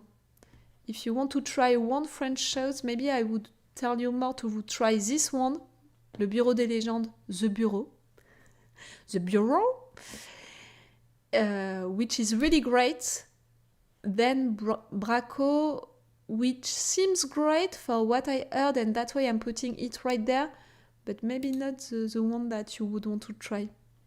It's with Mathieu Kassovitz also. I don't know if you know this French actor, but it's a really good one. And yes, it's really well written, and it's with a lot of action, because, it's about the French Secret Service, with a lot of tension also, so it's intense. You can't compare it to Homeland, for example. Like, if you have to compare, the French Secret Service and the US Secret Service, you can't compare these two shows. But I think that it's a really good one. Maybe it's a more realistic one than Homeland. Not because it's happening in France, but maybe just because we don't consider that they're gonna save the world, at each new episode. Homeland, I love so much Homeland, but I think that you got what I mean by that. Ooh, Buffy the Vampire Slayer. Is it bad if I'm telling you that I never watched it? I would want to watch it, Buffy, because it's so popular, it's so cult for all of the people who discovered it, watched it. For sure, I'm not gonna put the opening credit right now because I would get blocked like that. But yes, I think that I could appreciate it, and I think that this one, we were talking about the A-Team and the fact that for sure a lot of lines, a lot of situations, watching them right now, it would be awkward as hell with a lot of masochist, misogynist and racist lines and stuff. I really think that, on the contrary, Buffy the Vampire Slayer was really in advance about a lot of things, about a lot of situations and all. So I think that this one, took ages well, if we have to compare things. And yes, it was so cult when it was out, but I didn't watch it. I never watched it. I have no idea at all if I would end up today. I loved Buffy. I think that watching it right now, it's functioning well. For sure, with their costumes, with how they wear and all, you can feel that it's not accurate, it's not happening right now. But I think that for the story and all, it's functioning still well. That's why, I would try to watch it, and also because it was so cult for everyone. And I was really mad to never discover it when it was out. I was really young, And we had in France something that we were calling the trilogy of the Saturday trilogy. I don't know how to say it in another way. Yes, I think the Saturday trilogy. And it was on one channel in France during the time when we had only 6 channels available. One of these channels, each Saturday night, was planning 3 shows. So 3 episodes, like 1 episode for one show. And it was the Saturday trilogy. And during a certain period of time, that Saturday trilogy was about Buffy the Vampire Slayer, Charmed, and I can't remember the third one, but see, it was that kind of mood, and during entire months, if not entire years, it was really something, to watch the Saturday trilogy with your family and to talk about it at school on Monday, to talk about the episodes that you watched and all, and it was that kind of mood, that kind of shows. So, no, me, I couldn't watch the television at night, Saturday night. I was too young. So, really, I was coming to school on Monday morning and everyone was talking about it. And I was just like, nah. Ah, it was that great. Oh, yes.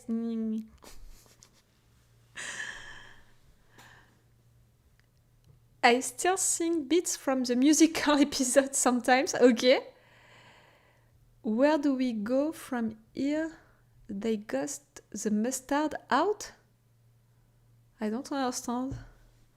Is it references from the show?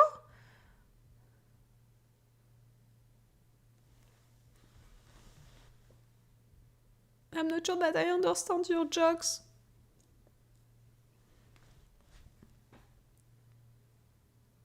Ah, they are from the musical. Okay. Musical episodes can be really great into shows, and sometimes they can be really awkward also. But for example, the Grey's Anatomy musical episode, I loved it a lot. I know that a lot of fans hated it. Me, I loved it a lot. Like, I can rewatch some of these musical scenes right now and still be emotional about it and all. And I think that they made a right choice, with this musical episode into Grey's Anatomy, because they made it for a particular episode in which a lot of characters, are emotional. Someone is maybe dying. So there is an intensity which is working well with also the deep emotional songs that they picked. So I think that it was well done for that kind of shows to use a musical episode for that kind of moments and not a regular episode. Like, for sure it would have been weird. Bull didn't watch it, don't care about it. For what I remember, it's also a detective show. Bof. Bof. Brilliant, brash and charming, Dr. Burl is the ultimate puppet master as he combines psychology, human intuition and high-tech data to learn what makes jurors, attorneys, witnesses and the accused tick. Oh! A guy explaining during 125 episodes how great he is and for what reasons, and he's the only one who is thinking, the best, is that great, that amazing, that everyone is cheering for him, admiring him.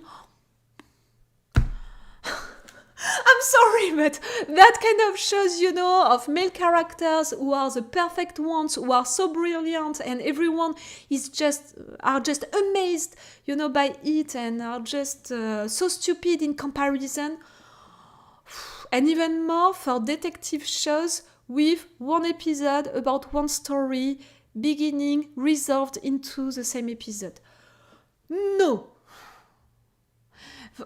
For the same, really, except for the high-tech data thing, you can take the same synopsis and put it for so many shows, including Hercule Poirot. Really, take that Synopsis: brilliant, brash, and charming, Hercule Poirot is a master who combines psychology, human intuition to learn what makes people lying about stuff. And you can take, again, the same synopsis to all of these kind of shows. I prefer to watch Hercule Poirot, which can be fun, which has also that je ne sais quoi of English shows, you know, that I appreciate, than really to watch someone doing that. You just got an ad? Why? Normally I deactivated that. You can't have ad in the middle of everything. I deactivated that. I'm so sorry, Ayana, that you had that. It's not me, I didn't put it right there and I deactivated that, so you shouldn't have it. I'm sorry. Maybe it's better, maybe you didn't want to have me just getting mad at shows which are about guys being so brilliant and everyone being so stupid. Do you understand my little hate for that kind of shows? Do you have that? Do you understand what shows I'm talking about when I'm talking like that? Oh no. This one, clearly, I don't want to watch it, I don't want to try it, I don't want to hear anything about it. Oh, you know, in comparison, like, for example, you can tell me that this synopsis, it's also maybe a little for Dr. House MD, about the fact that he's so brilliant that he can resolve things that people can't resolve. But I think that there is that touch of humor into House MD, that thing, you know, about this character, which is making him a little more interesting than someone just bragging about being great. Like, for example, I watched Castle. Oh no! I don't have any light anymore. Oh no! Oh, it's not lasting for a long time. Okay, it's back. Oh, that's gonna be an issue, this light.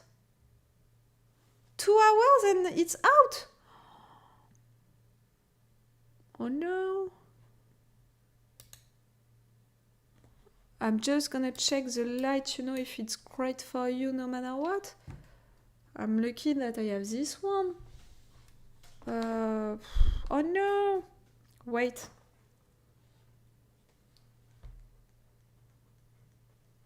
Can I push it more?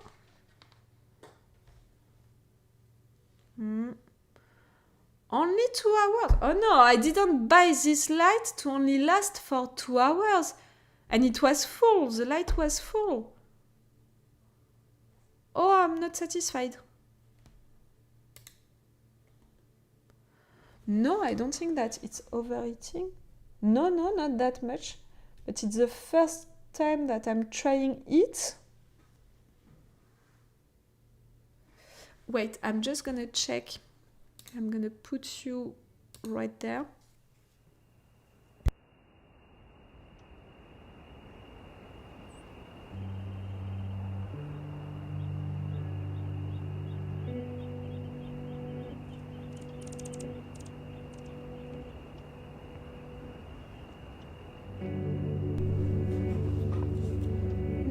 No. It's really the battery level which is down. I put it... no. Oh, only 2 hours, it's not gonna be enough. Oh, I'm not okay. I'm not okay, I'm not satisfied. Only 2 hours, I didn't pay for that, only to work for 2 hours. For how much I paid? Wait, I'm gonna put you right there. And I'm gonna change stuff. How can I do that?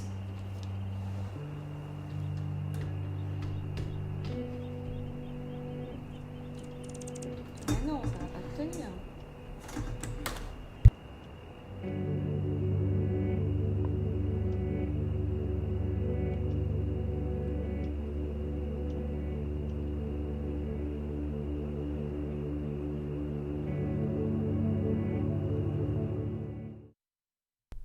maybe like that. Oh!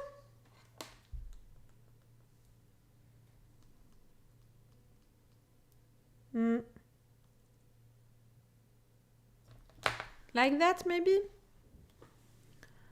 It's already great, you know, you can see me, but clearly it's not the kind of pictures that I want to have.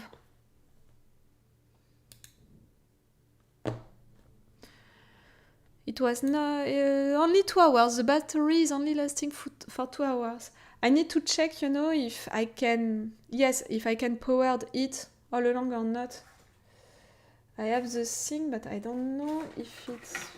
No, I'm not gonna do it right now. I will try it on my own to see if I can power it, you know, so it's never gonna stop. We'll see. I think almost every great mystery novel author winds up hating their own main character after a few books for the same reasons you were saying about Bull. Like Arthur Conan Doyle famously hated Holmes and Agatha Christie hated Hercule Poirot. I love Hercule Poirot. Never say something bad about Hercule Poirot in my presence. Never. I love him a lot. But I can understand that, you know, about author, maybe at some point they are getting tired of their own characters. That I can understand it. But right there, that's not what I was talking about. I was really talking about the fact that some characters, you know, into some shows, they are just annoying because of how much they love themselves. And clearly right there, I'm talking about Bull. The synopsis is making me think that it's a character like that. But I don't know if you watched Castle, the show Castle. Clearly, I love the actor who is playing Castle. I love him. But the character... After 5 episodes, I wanted to slap him again and again, like he was so annoying, like so such a fan of himself. I hate people who are in love with their own voices. I hate people, that kind of characters made like that. And to be like that, they are made also to be like that. That's even worse than people who are not trying. Do you understand what I mean? No. I'm not gonna try Bull. Cobra Kai, I would want to try it. I did not watch it, but I would want to try it.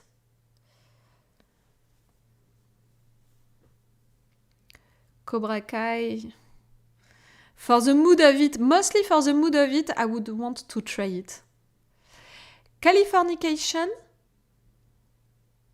I think that I didn't watch it, but I'm not that interested. Like, for some minutes, I thought of Nip Tuck. I don't know why. Because it's happening just in California. But, you know, watching maybe the poster, the picture, I thought of Nip Tucks. That's why I was a little like that. Californication, no, not that much. No. See, I had really that thing like, oh, I don't think so. Did you watch it? Californication? Maybe because I'm not a fan of David Duchovny.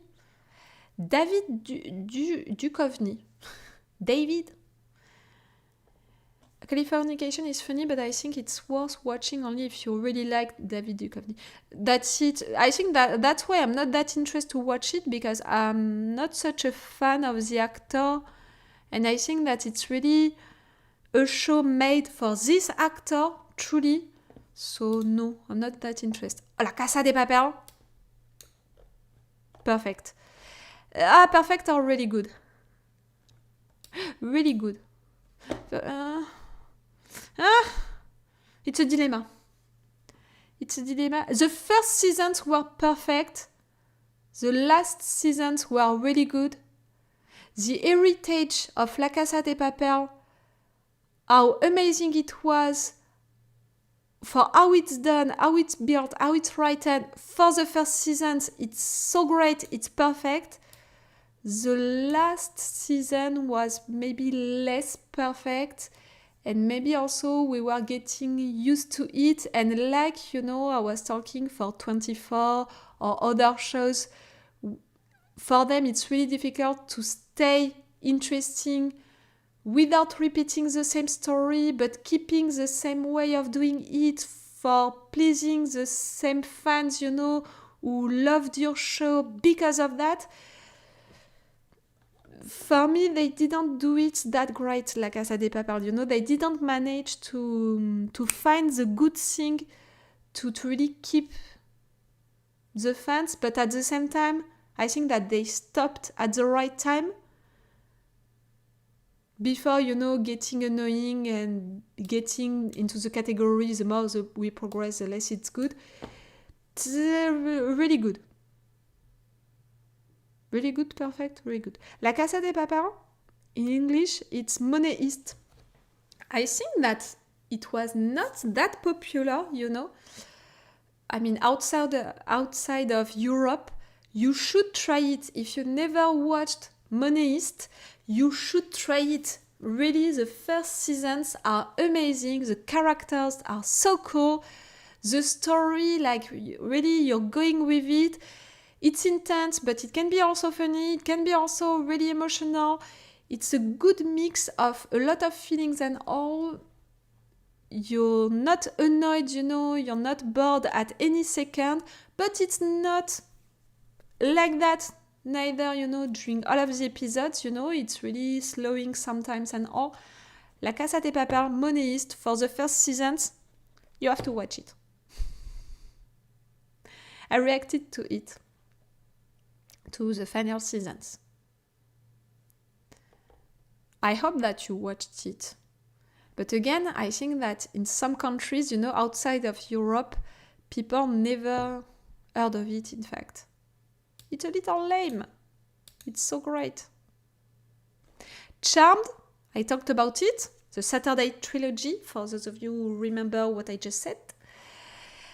But it was, after that, broadcasted again and again and again on television. So I think that I didn't watch all of the episodes, but I think that I watched a lot of episodes from all of the seasons. So I hesitate, you know, between good, and the more we progress, the less it's good.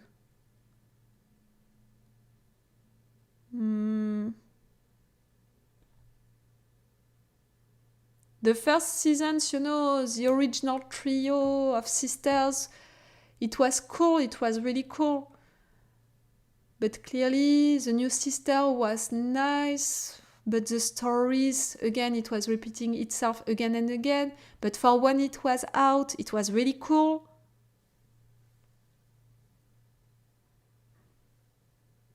Like, during that period of time, all of the girls of the world wanted to be like Alyssa Milano. And all of the boys of the world wanted to fuck her. Let's be honest. No, guys. I think that I don't know any of my friends who didn't want at some point to have her as their girlfriend. Like, really. And all of us girls, we wanted to be like her. And I think that she influenced so many girls, you know, with, I was going to say her costumes. No. Her clothes and stuff like that. I have the impression that really, when it was out, everyone was in love with her, with Alyssa Milano.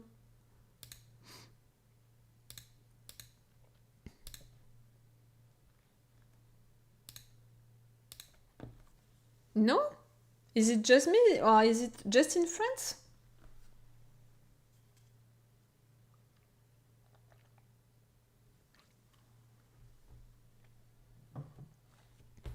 Maybe it's just in France, huh? Maybe. But just know that in France it was like that. See, clearly we're not gonna finish that tier list today. Clearly.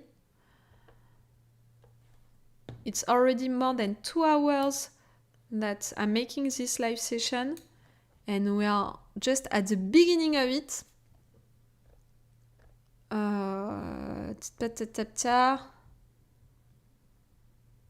Maybe we can say that we're gonna go to Fringe. Maybe I'm gonna stop at Fringe. Okay, I'm gonna stop at Fringe because I can see some shows that I never watched and some that I watched and I want to talk about. Charmed is one of those ones I feel like I should have seen but never actually watched it. I think that it's not the kind of shows, for example, that right now you could rewatch and binge watch, watch only that. I think that you would get bored a little because it's repeating itself a lot. One story, one episode, one story, one enemy to fight. Even if you're following the story of these sisters and they have a lot of stories because, in fact, they have a lot of boyfriends, let's be honest about it. I don't think that it can be interesting to binge watch it, but I think that if it's on television, to watch one episode, like that, it can be nice to discover it. I've seen some episodes of Charmed that were on TV, but not watched it properly in order. Same. It's really the same. Like, I have the impression that it was out so many times, on television, like it was broadcasted again and again so many times on French television that I have the impression that I almost watched all of the episodes, but clearly I didn't watch them into the chronological order. But I think that I had all of the seasons no matter what, and some big episodes. Yes. I put it right there, good, and I think that it's enough. I can't put it next to La Casa de Papel or Black Mirror. No. Good. It's good. Chernobyl. Perfect. Chernobyl, perfect. For what it is, for the kind of shows that it is, for in comparison of all of the rest, if I have to judge it for what it is, it's a perfect show. For that kind of shows, an historical show which is made, to be really sober, to just be about the historical facts and all. If I have to consider it, also for the show, for the picture, for the music, for the casting and all, perfect. No, it's a perfect show. Chernobyl, it's a perfect one. I watched it with you guys. I reacted to it. I loved it so much. Chernobyl, it's perfect. I hope that you watched it. And for me, it's an HBO show. Watching it, I had the impression that HBO was gonna again make good shows.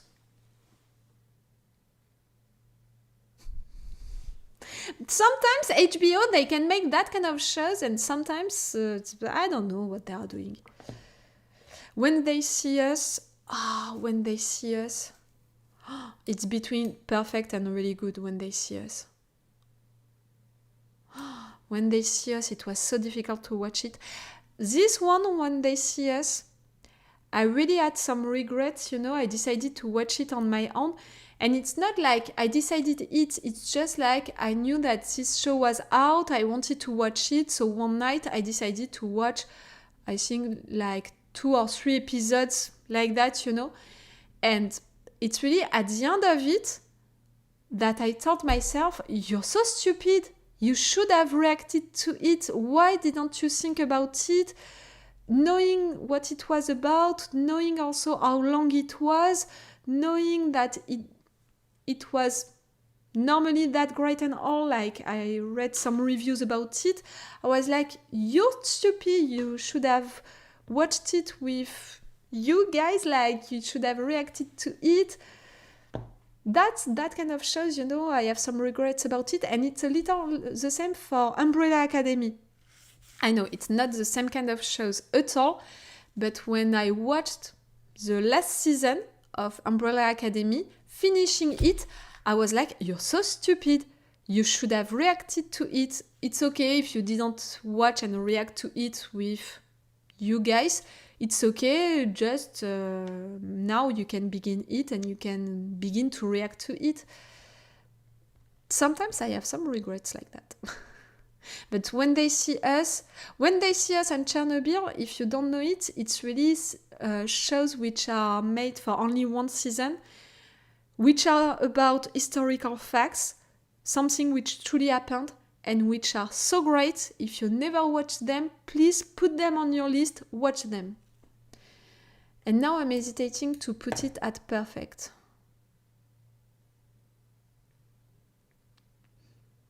It's between perfect and really good. I think that I'm going to put it at really good because, if I have to compare these two, which are in fact into the same category, for sure Chernobyl is amazing, is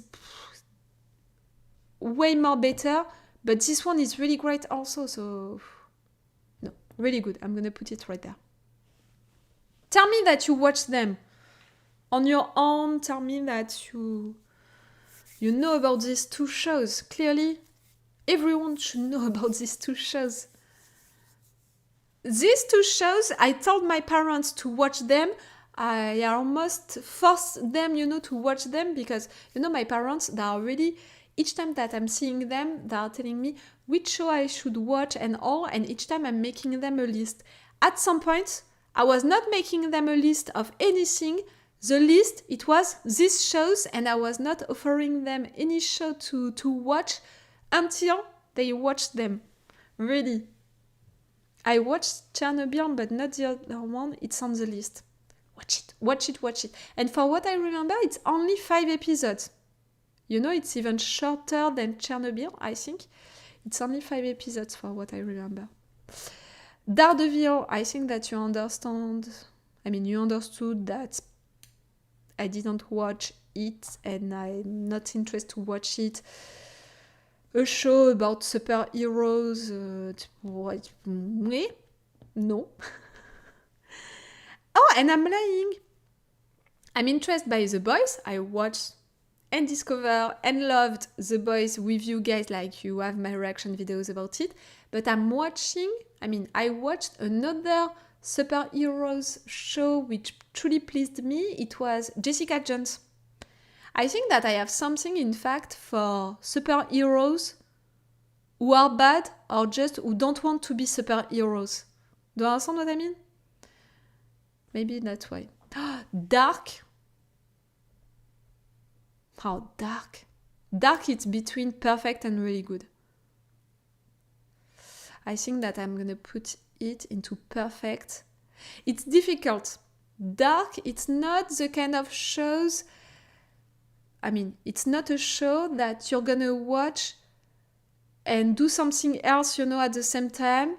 It's not the kind of show that you want to watch to entertain yourself.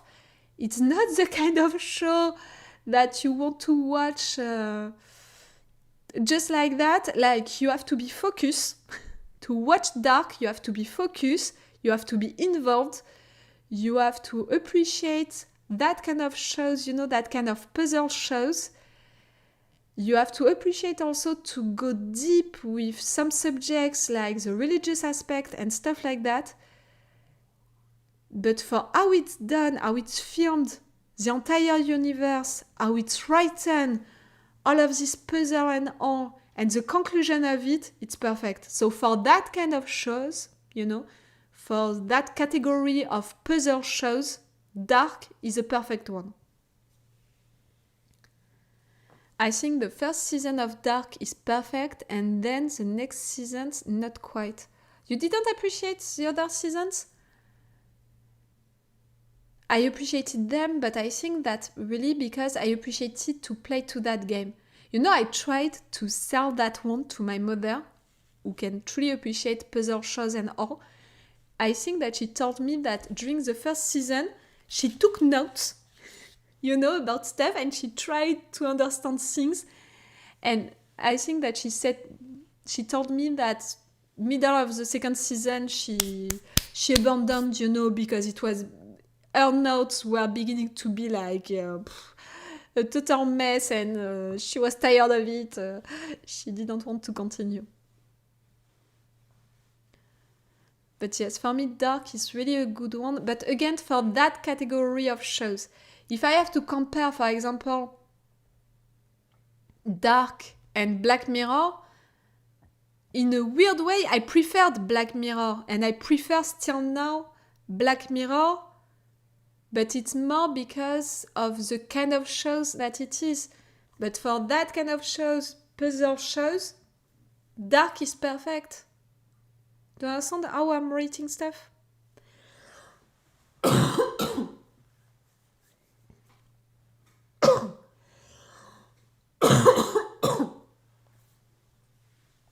I'm sorry, I'm still a little sick.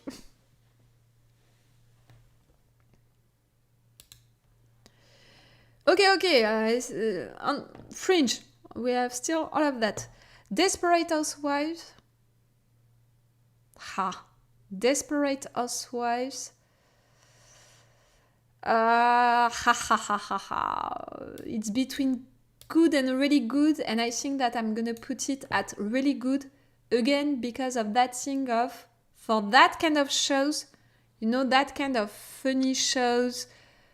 I mean, funny, sometimes it can be a little dark, Desperate Housewives, but a show which is on television during that period of time, but also during that period of the day, you know, like that kind of shows that you are watching like that, which are accompanying you also during that period of your life. I don't know, I have something special for Desperate Housewives, and some episodes are really great, and Lynette Scavo has my heart forever.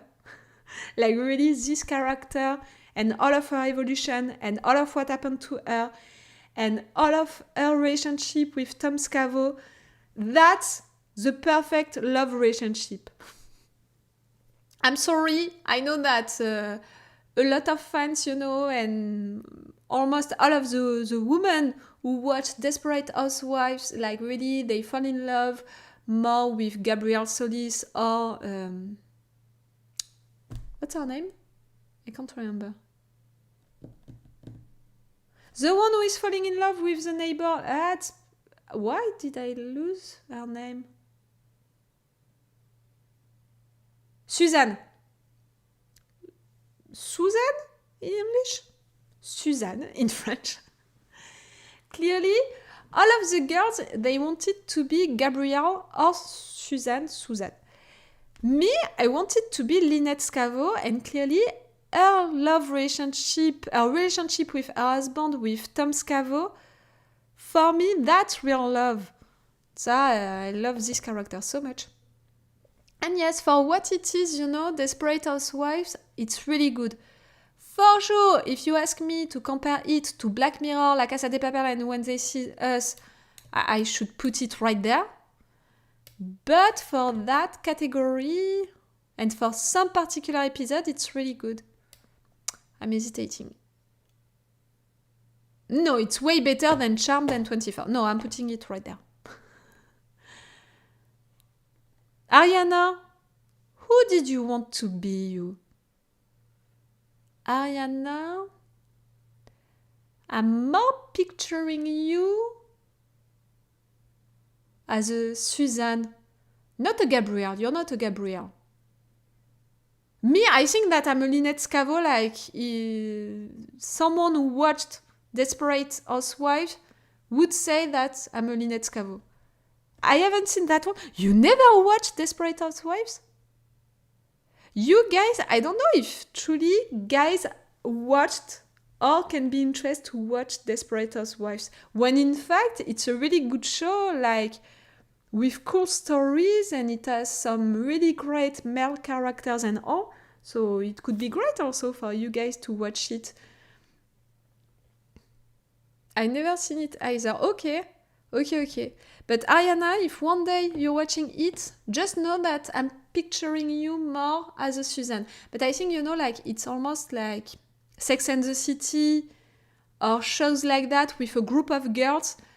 At some point, with your group of French girls, you asked yourself, you know, you're more like this character or you're more like this character, you know, you identified yourself more as one of the characters. Because it's a group of friends, you know, a group of women, of French, you know. Okay, never seen it. Okay. Dexter, I tried it.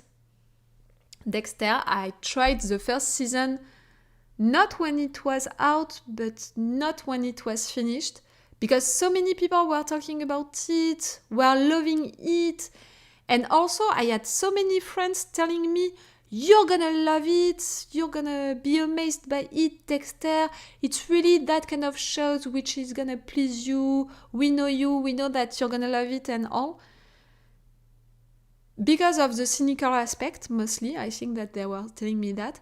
And really, I tried it. It didn't work at all for me. And you know, I tried for a long time. I really tried it for the entire first season, for what I remember, because friends were telling me, you're gonna love it for sure. And I had a character. I was waiting for it, you know, all along the season that I watched. I was really like, at some point, I'm going to connect with him.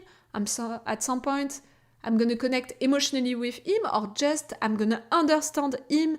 And that's why I'm going to want to follow him, to continue to stay with him.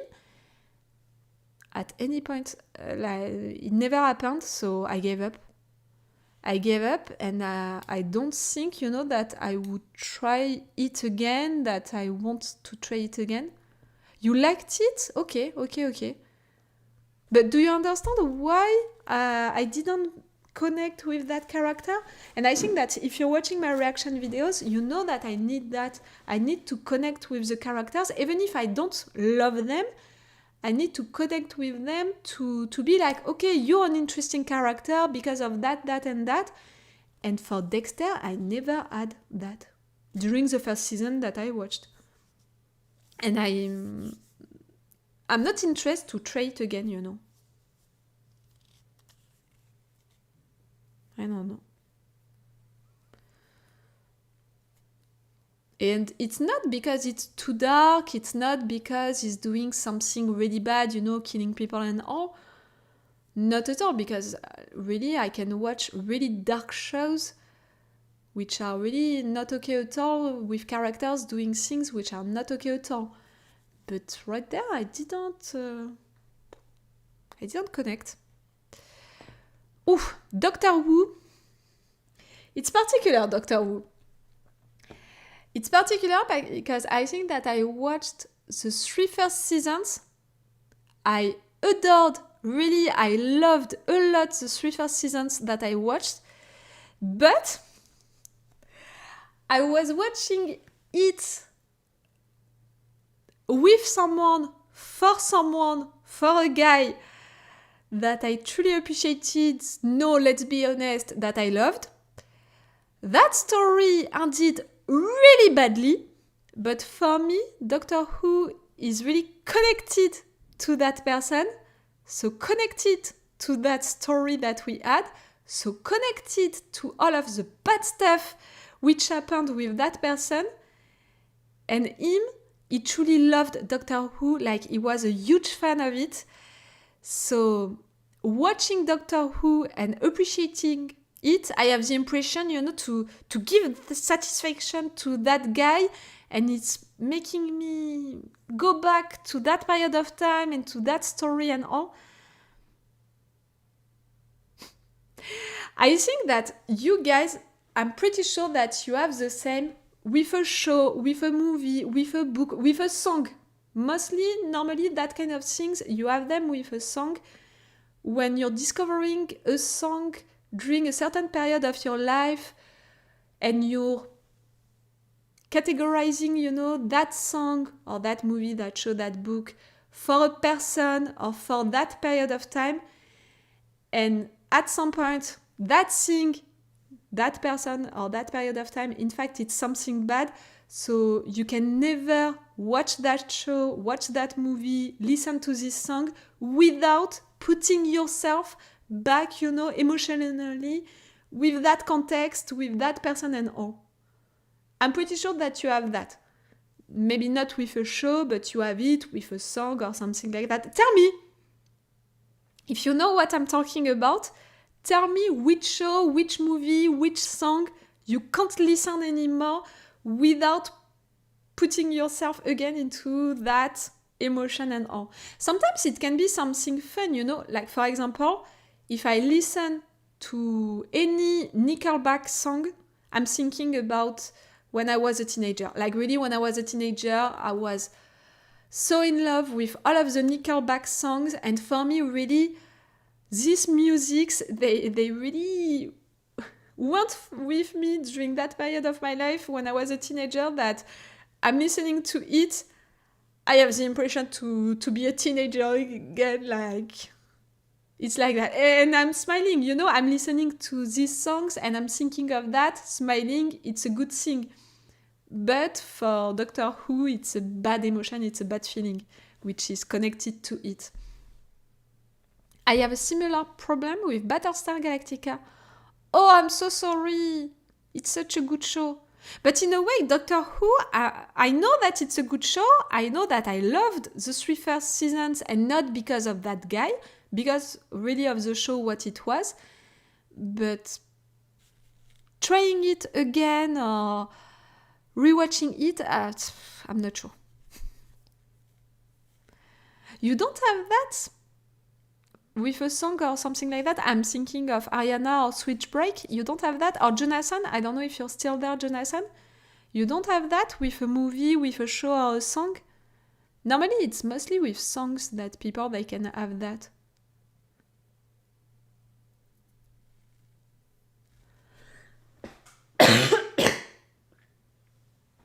You don't have that? Okay. You're not connecting a song or something to a period of your life or a person. Okay. I don't know. I'm sorry. So Doctor Who, where I'm gonna put you?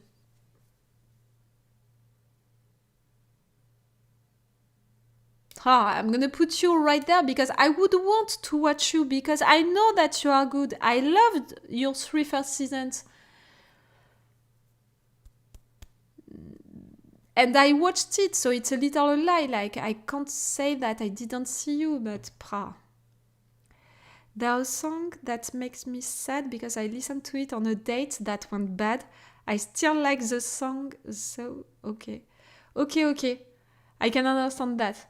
But it's great that you still appreciate it, you can still listen to it, even if it's making you sad, you can still listen to it. It's already great. It didn't ruin entirely the song for you, even if it's bringing you back to that moment, to that emotion. Okay, Doctor Who, I think that you understood that I'm cheating by putting it right there, because clearly I saw it, the 3 first seasons, so I can't say that I didn't see it. I would want to watch it, but I know that I'm never gonna watch it because of that. I mean, surely. Normally, I'm never gonna watch it. So I'm cheating. I can't put it right there. I can't put it right there. So, oh, no, right there. I'm gonna put you right there. House MD. I have a special story with it. It's between good and really good. Like, if I have to... It's one of my comfort shows, House MD. You know, it's one of the shows that I can watch again and again. I know all of the episodes by heart. I know almost all of the lines by heart. When I'm getting sick, I'm putting House MD. Like, really, I'm putting this show, I'm rewatching it again and again. It's really one of my comfort shows. But if I have to think about how it's written, all of the seasons and all, it's not that good. Like, it's between really good and good. But for me, into my personal thing, it's such a comfort show that it's perfect. It's almost perfect, you know. Really good. I'm gonna put it in really good. Because of that, you know. It's between... If, you know, Doctor Who, it's emotionally connected for me, you know, to bad things. Doctor House, for me, it's emotionally connected to good things. That's why. I've seen House lots of times too. It's amazing, and clearly the actor is so great also.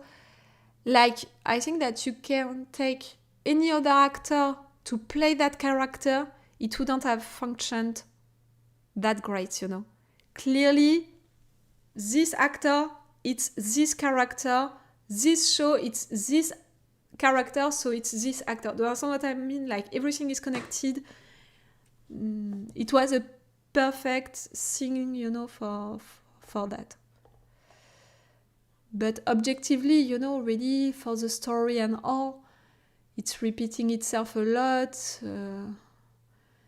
It's not that interesting, you know, for the narrative arcs, all of the seasons and all. It's more good objectively, but for me, it's really good. El Chapo, I didn't watch it, not at all. I don't know. El Chapo.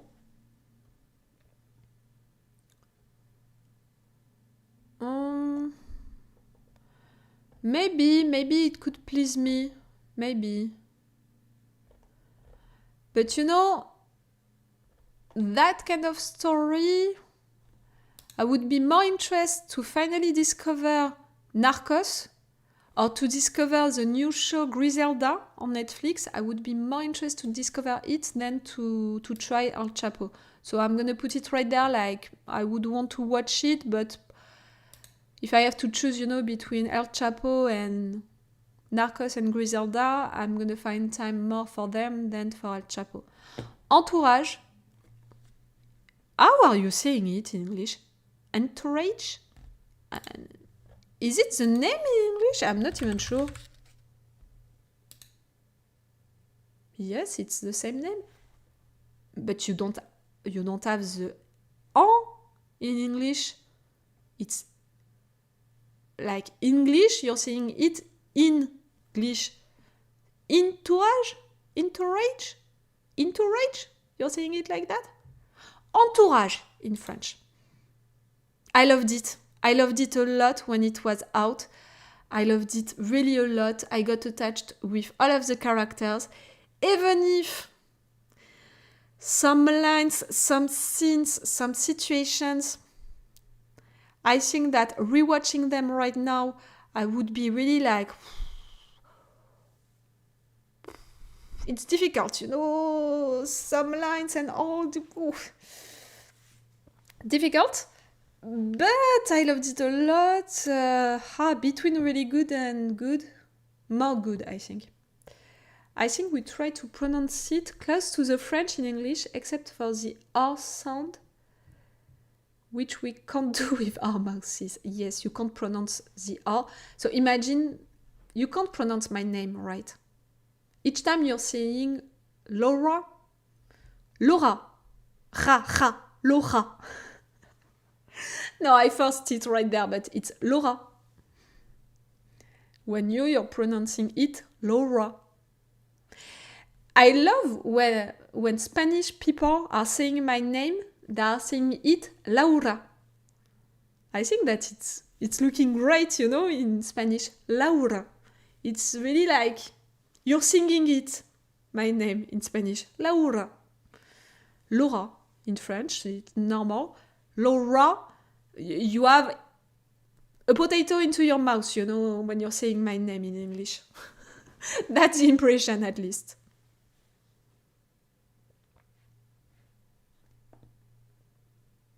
So you're saying it, entourage, c'est entourage, entourage, entourage. You're trying to say it the French way. Criminal Minds, I think that you understood with what I said before. No, like, didn't see, I'm not that interested. It's gonna repeat itself a lot. One episode, one story, a detective story, no. Even if it's that kind of shows that we have in France still now, which are out, you know, at the second part of the night. And, you know, it's really the kind of shows, and I can watch one episode right there. After watching the first movie, I'm gonna go on one episode of Criminal Minds and I'm gonna watch it entirely. It's that kind of shows. You've never pronounced my name correctly? No? Oh, I'm so sorry. Martien. In French, it would be Martien. if I'm making things, I can try Martien, which means alien in French. Martien, Martien, Mertien, Mertien, Martin. Oh, just Martin! Okay, so the English way, but like the E is not counting, you know. Martin. That's it. Now I'm gonna pronounce your name right each time. But you know, it's because of your last name. Vandenberg. I want to pronounce your name, you know, your first name, the same way. Do you understand what I mean? With the same intention. Martien Vandenberg. Martin Vandenberg. Okay. I start saying your name in Spanish. Laura. Laura. It sounds great, I think, in Spanish. Laura. I have the impression, you know, that someone is singing to me. Laura. Stop. Okay, Criminal Minds, didn't see, don't care. Euphoria. Euphoria. It's between perfect and really good. If I put 13 reasons why in really good for that category of teenagers shows, I have to put Euphoria as at perfect. For that category of teenagers shows, Euphoria is perfect because it has, you know, that thing about playing with the pictures, playing with the lights, making things look so good on screen that 13 Reasons Why doesn't have, but they both have that thing about going deep with subjects, going dark with subjects, not hesitating to go dark even if we're talking about teenagers. And Euphoria also has that thing about picking well the characters and not making them cliches and really showing all kind of characters, all kind of situations, you know, for the characters. And for that, I think that Euphoria, even if sometimes it can be really dark, really deep, really bad, and clearly no real teenager is like the teenagers of Euphoria, I think that still, with what they represent, almost all of the characters of Euphoria can help real teenagers. Do you understand what I mean? I think that none of the real teenagers, you know, in real life, they said, oh, I'm so like this character. I'm really like her. I had the same story. I have to be like her and all. And I think that a lot of parents were afraid of that, were afraid of their teenagers watching this show and being influenced by it and wanting to do the same. I don't think that any teenager said that or thought that. But I think that some aspects of these teenagers are really representative of what is happening into our societies. And for that, and for the message that they brought, they helped teenagers. Do you understand what I mean? I don't know if you watched Euphoria, but I think that for that aspect, for also the stories which are so great, for the characters which are so great, for the music and the pictures which are looking so great, for me, it's the perfect show for that category of show. Did I convince you to watch Euphoria, seeing all of that? I have the impression that I just said my love for Euphoria and all of what I think of it.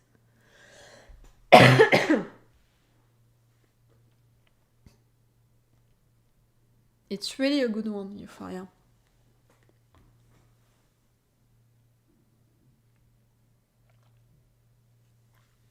I was so sad, so devastated and all when we learned, you know, that one of the actors died. It's making me so sad. I hope that they're gonna make an homage to him, you know, for the next season. I was so sad.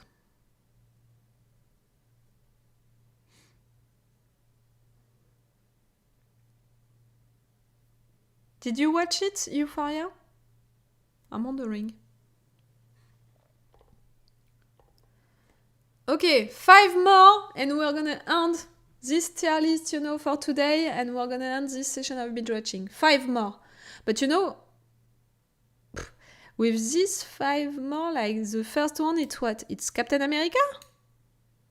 That's Captain America? No, that's not Captain America. That's not the Captain America from the movie. But he looks like Captain America, no? For what I know of Captain America, it's Captain America. With what you know of me, I think that you're not going to be surprised if I'm putting it right there. A show about a superhero. But I'm wondering, Captain America, but with a show? I never heard of it. No, right there, it's movies. Do you know the name of this one?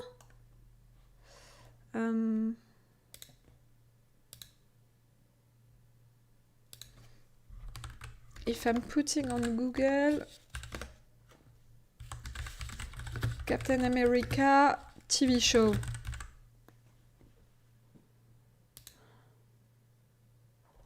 No, it's not that, clearly. 1979. It's not that. Saying anything. Robin! Hello! Did you say hi when you arrived, Robin? I don't have the impression. Hello, my dear. I think that's another version of Captain America. Falcon and the Winter Soldier, I think it's one of those Disney shows. Okay. Saying anything else would be a spoiler, and I know you hate those. That, it's great, Robin. You said Falcon and the Winter Soldier.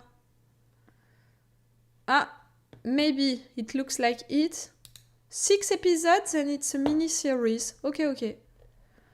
I'm not gonna read anything about it and all, but it's a Marvel show, and you know that I don't have really something for Marvel shows and movies, so I'm gonna put it right there. I didn't see, and I don't really care about it. You just arrived? Okay. We are making a tier list of shows, discussing about it, and clearly, it has been how long that... It's almost 3 hours. No, it's not 3 hours that we are on it. I think that it's 2 hours that we are on it. And clearly, I didn't progress a lot, but so many of them. Like, I think that I made what? How many of them?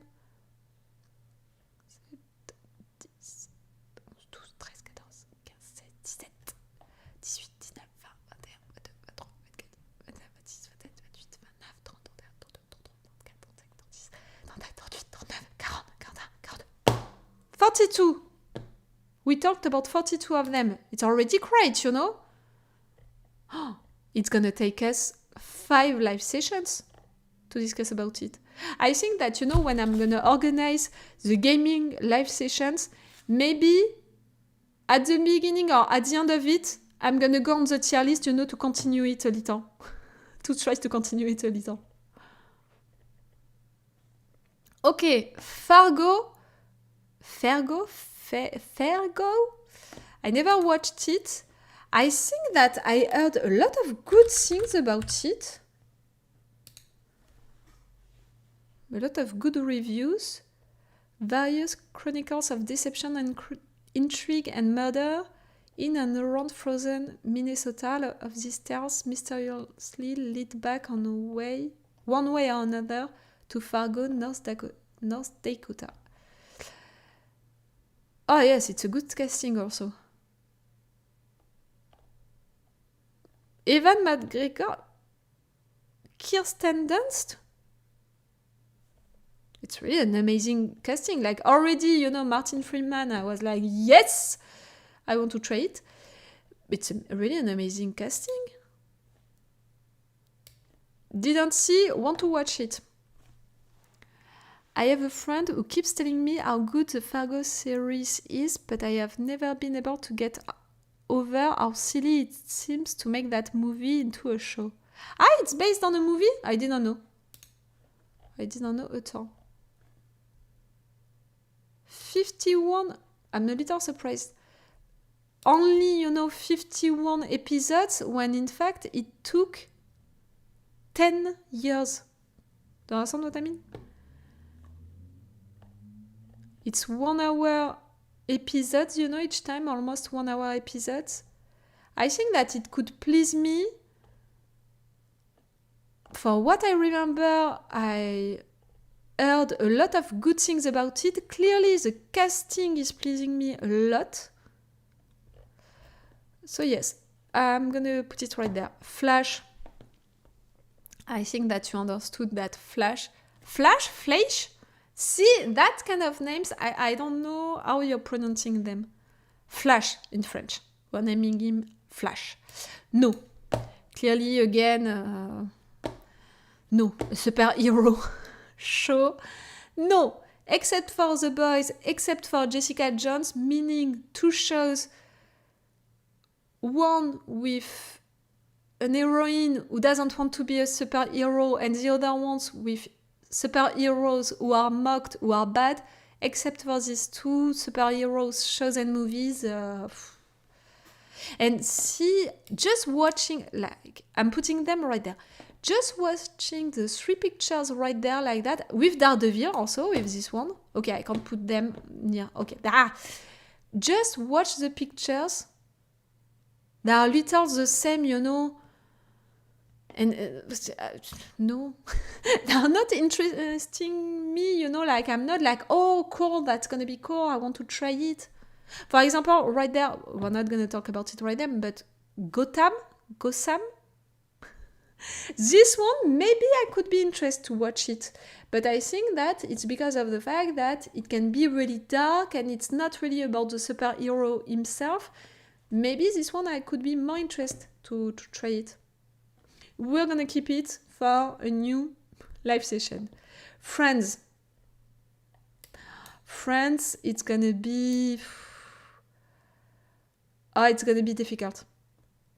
It's gonna be between perfect and really good. Like, if I have to rate it according to all of the other shows of the world, it's really good. If I have to rate it for that category of shows, for sitcom, comedy shows, it's the perfect one. It's so cult, it's so popular. I know all of the episodes, I know almost all of the lines by heart. And for that category of shows, it's the perfect one because I was never annoyed by any episodes or any season where I was like, it's not that great, I'm not losing. I never thought that. At least this once didn't ruin its end. How I Met Your Mother, I'm talking of you, I'm thinking of you. I can never watch one new episode of How I Met Your Mother without feeling a certain rage because of how you ruined the end. And for example, I love a lot The Big Bang Theory. I can rewatch it again and again. But some episodes are not so great, so interesting. And I don't know, like, it's not that cult and all, like, do you understand what I mean? Friends, for all of what it brought to the culture, to our lives in a way, and for really what it is, a sitcom, it's the perfect one. Do you have that, I'm thinking about all of your different countries, and I'm thinking also that maybe we don't have the same age, so maybe we didn't discover Friends the same way. Like for me, Friends, I discovered it, the first seasons were already out, and I began, I think, to be interested by it and to watch it on television. Season 5 or 6. And during that period of time, we didn't have any platform, to binge watch all of it. I had to wait for the show to be broadcasted again and again on television to discover the first seasons. So, see, it was really cult, and I think that for a generation of people also, we grew up with Friends. So maybe that's why also, for me, it's gonna be perfect when for someone, like I'm thinking about my little brother. If my little brother would try it, would watch it right now, I'm not sure that he would appreciate it. You know, I'm not sure. Like maybe he would find that funny, but not that much. Do you understand what I mean? Do you have that with Friends? That love for Friends?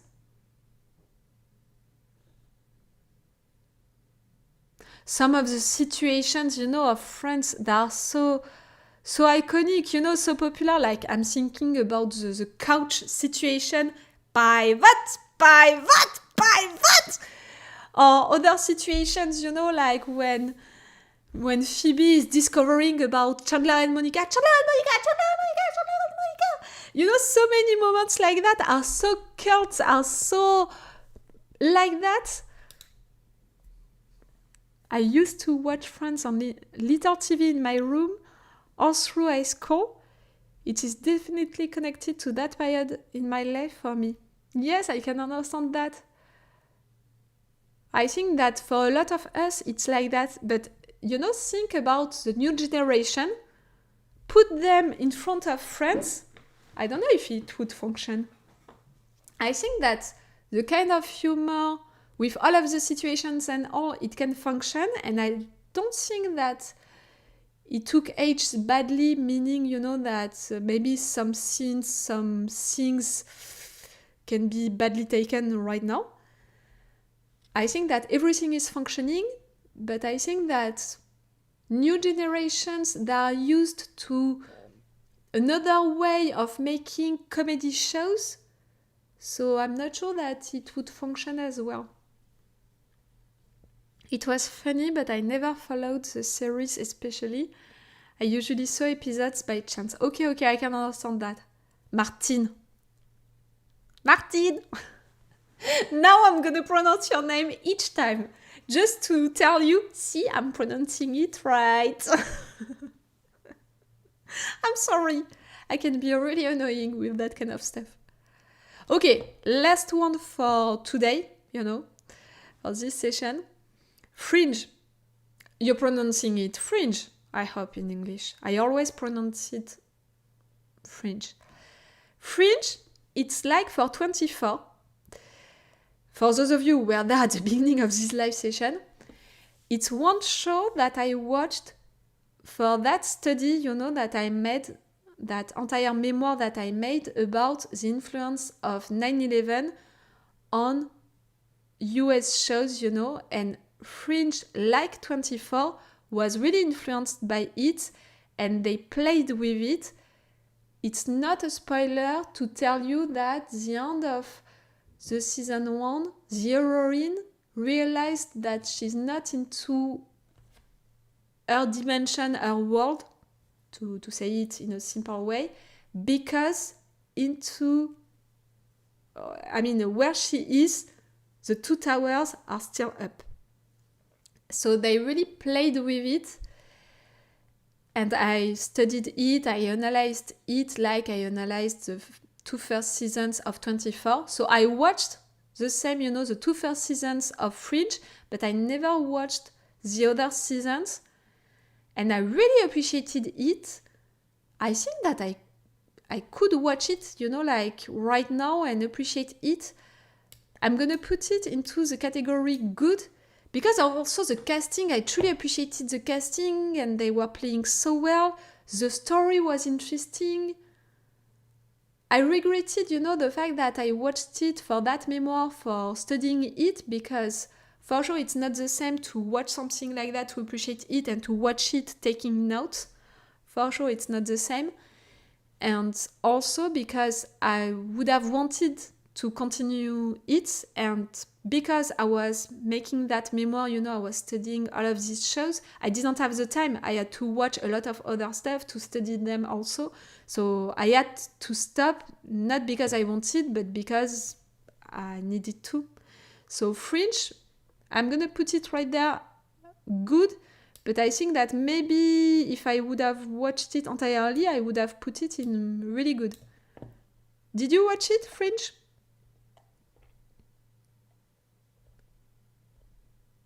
I really love the casting, like these three, I really love them also.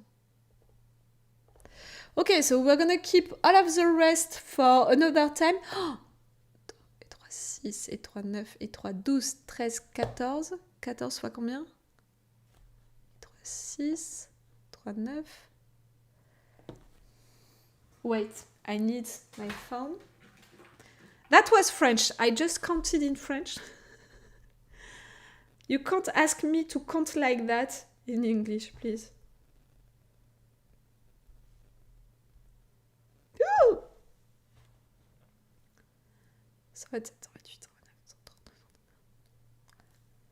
We still have 133 shows to rate.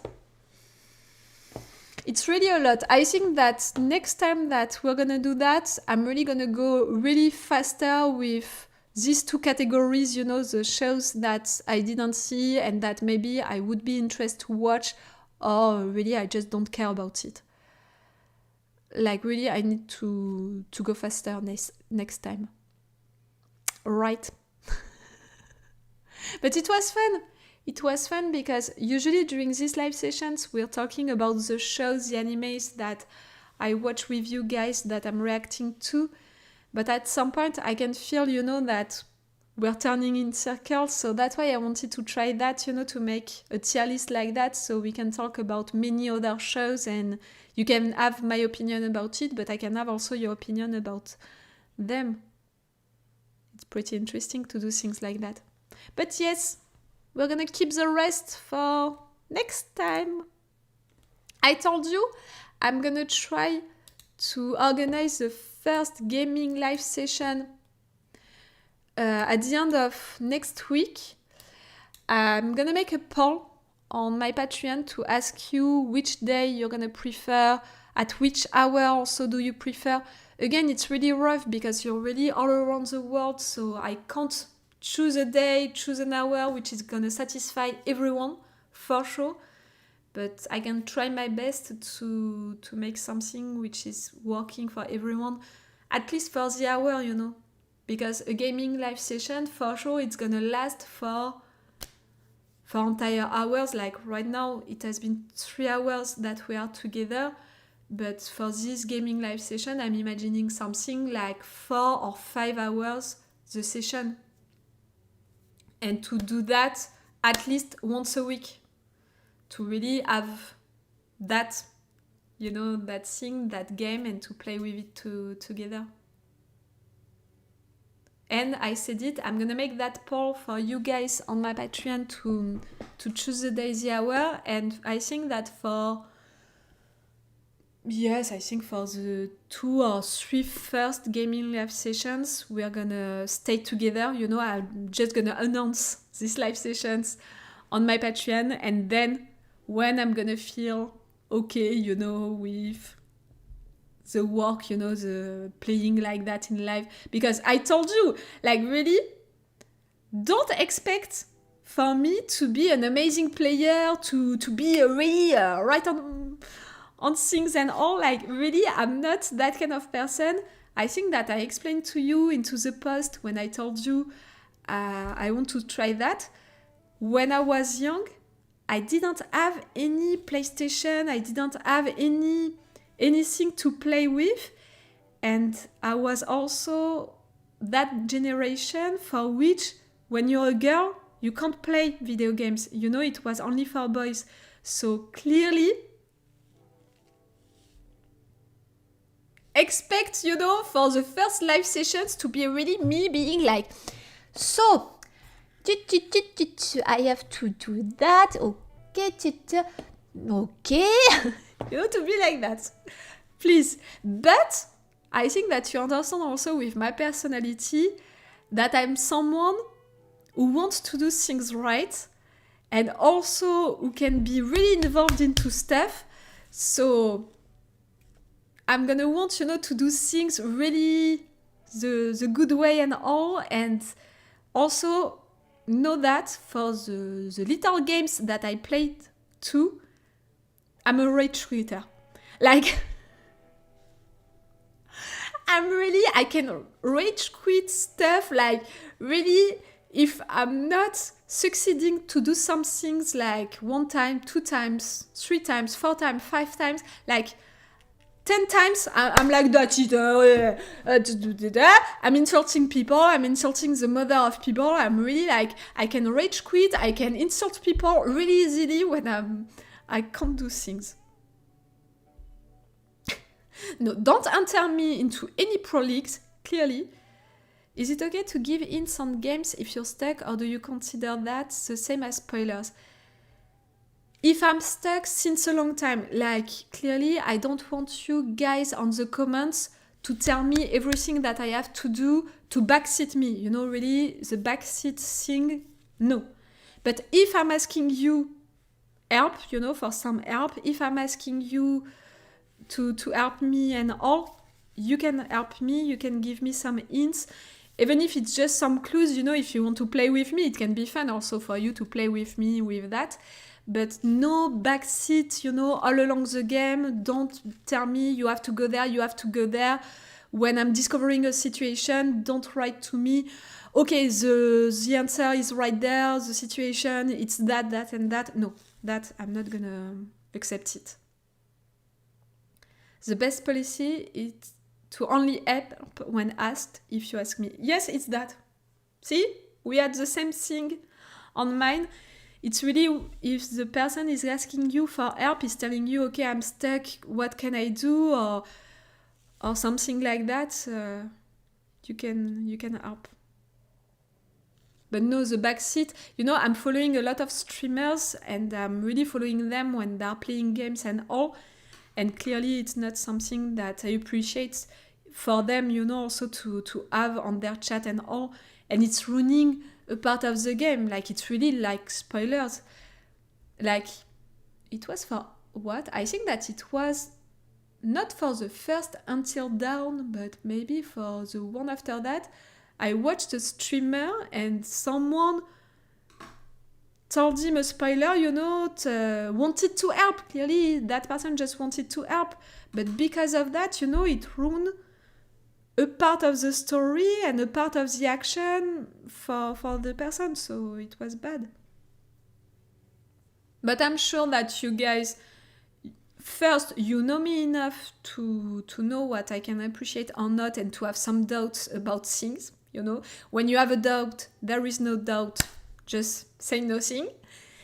And also, I think that you're nice enough and you know how stuff are functioning enough to not do that. You know, like Robin, you just asked me that, but I'm pretty sure that if I would have played to something in front of you and you would have asked yourself the question, am I gonna help her or not? Yourself, you wouldn't have written, you know, something to help me. You would have asked the exact same question. You know, seeing me being stuck, you wouldn't have written, okay, you have to do that. You would have written, do you want us to help you? You know, okay, you know me, but I know you also, guys, now. I know you guys, and I know that you would have done something like that. Like, I know Ariana, you know, and what she can love, what she can appreciate, which character into Desperate Housewife she is. I know you, Robin, also, and I know all of you now enough to know how you're functioning also with me and in general. That's something great and that I appreciate, you know, on my Patreon and with these live sessions also. And that's why I'm reading all of your comments and I'm responding to you and all, because we have that now with us. Okay, I'm gonna leave you guys. I'm gonna go eat something. That poll, I have to note it, you know, to make it this weekend, I think, to organize this first live session. I'm gonna have to find a way, you know, for this light to function, really, because right there it was only... I just put it back, so it's back. I think that in 2 seconds it's gonna be out again. I think that it was really a question of battery, so I have to find a way for it to stay all along. But for the rest, this new setup really worked well. I'm satisfied. You know, I was a little afraid of the autofocus not functioning, and in fact I'm not moving that much, so it's functioning well. Normally this replay, you know, I'm gonna be able to post it just like that. Except for the A-Team, you know, the opening credit that we watched together, normally nothing can get blocked. It can be cool. Okay, guys, I'm gonna wish you a good night, a good day, a good end of the day for some of you. That's it. See? No lights anymore. I wish you the best, guys, for the end of the week, and I will see you maybe at the end of next week for the first gaming live session on The Walking Dead or Life is Strange. One of them. Bye-bye, guys. Bye, bye, bye, bye. And thank you for this live session. It was fun. It was really cool. Thank you a lot. Bye-bye. Bye.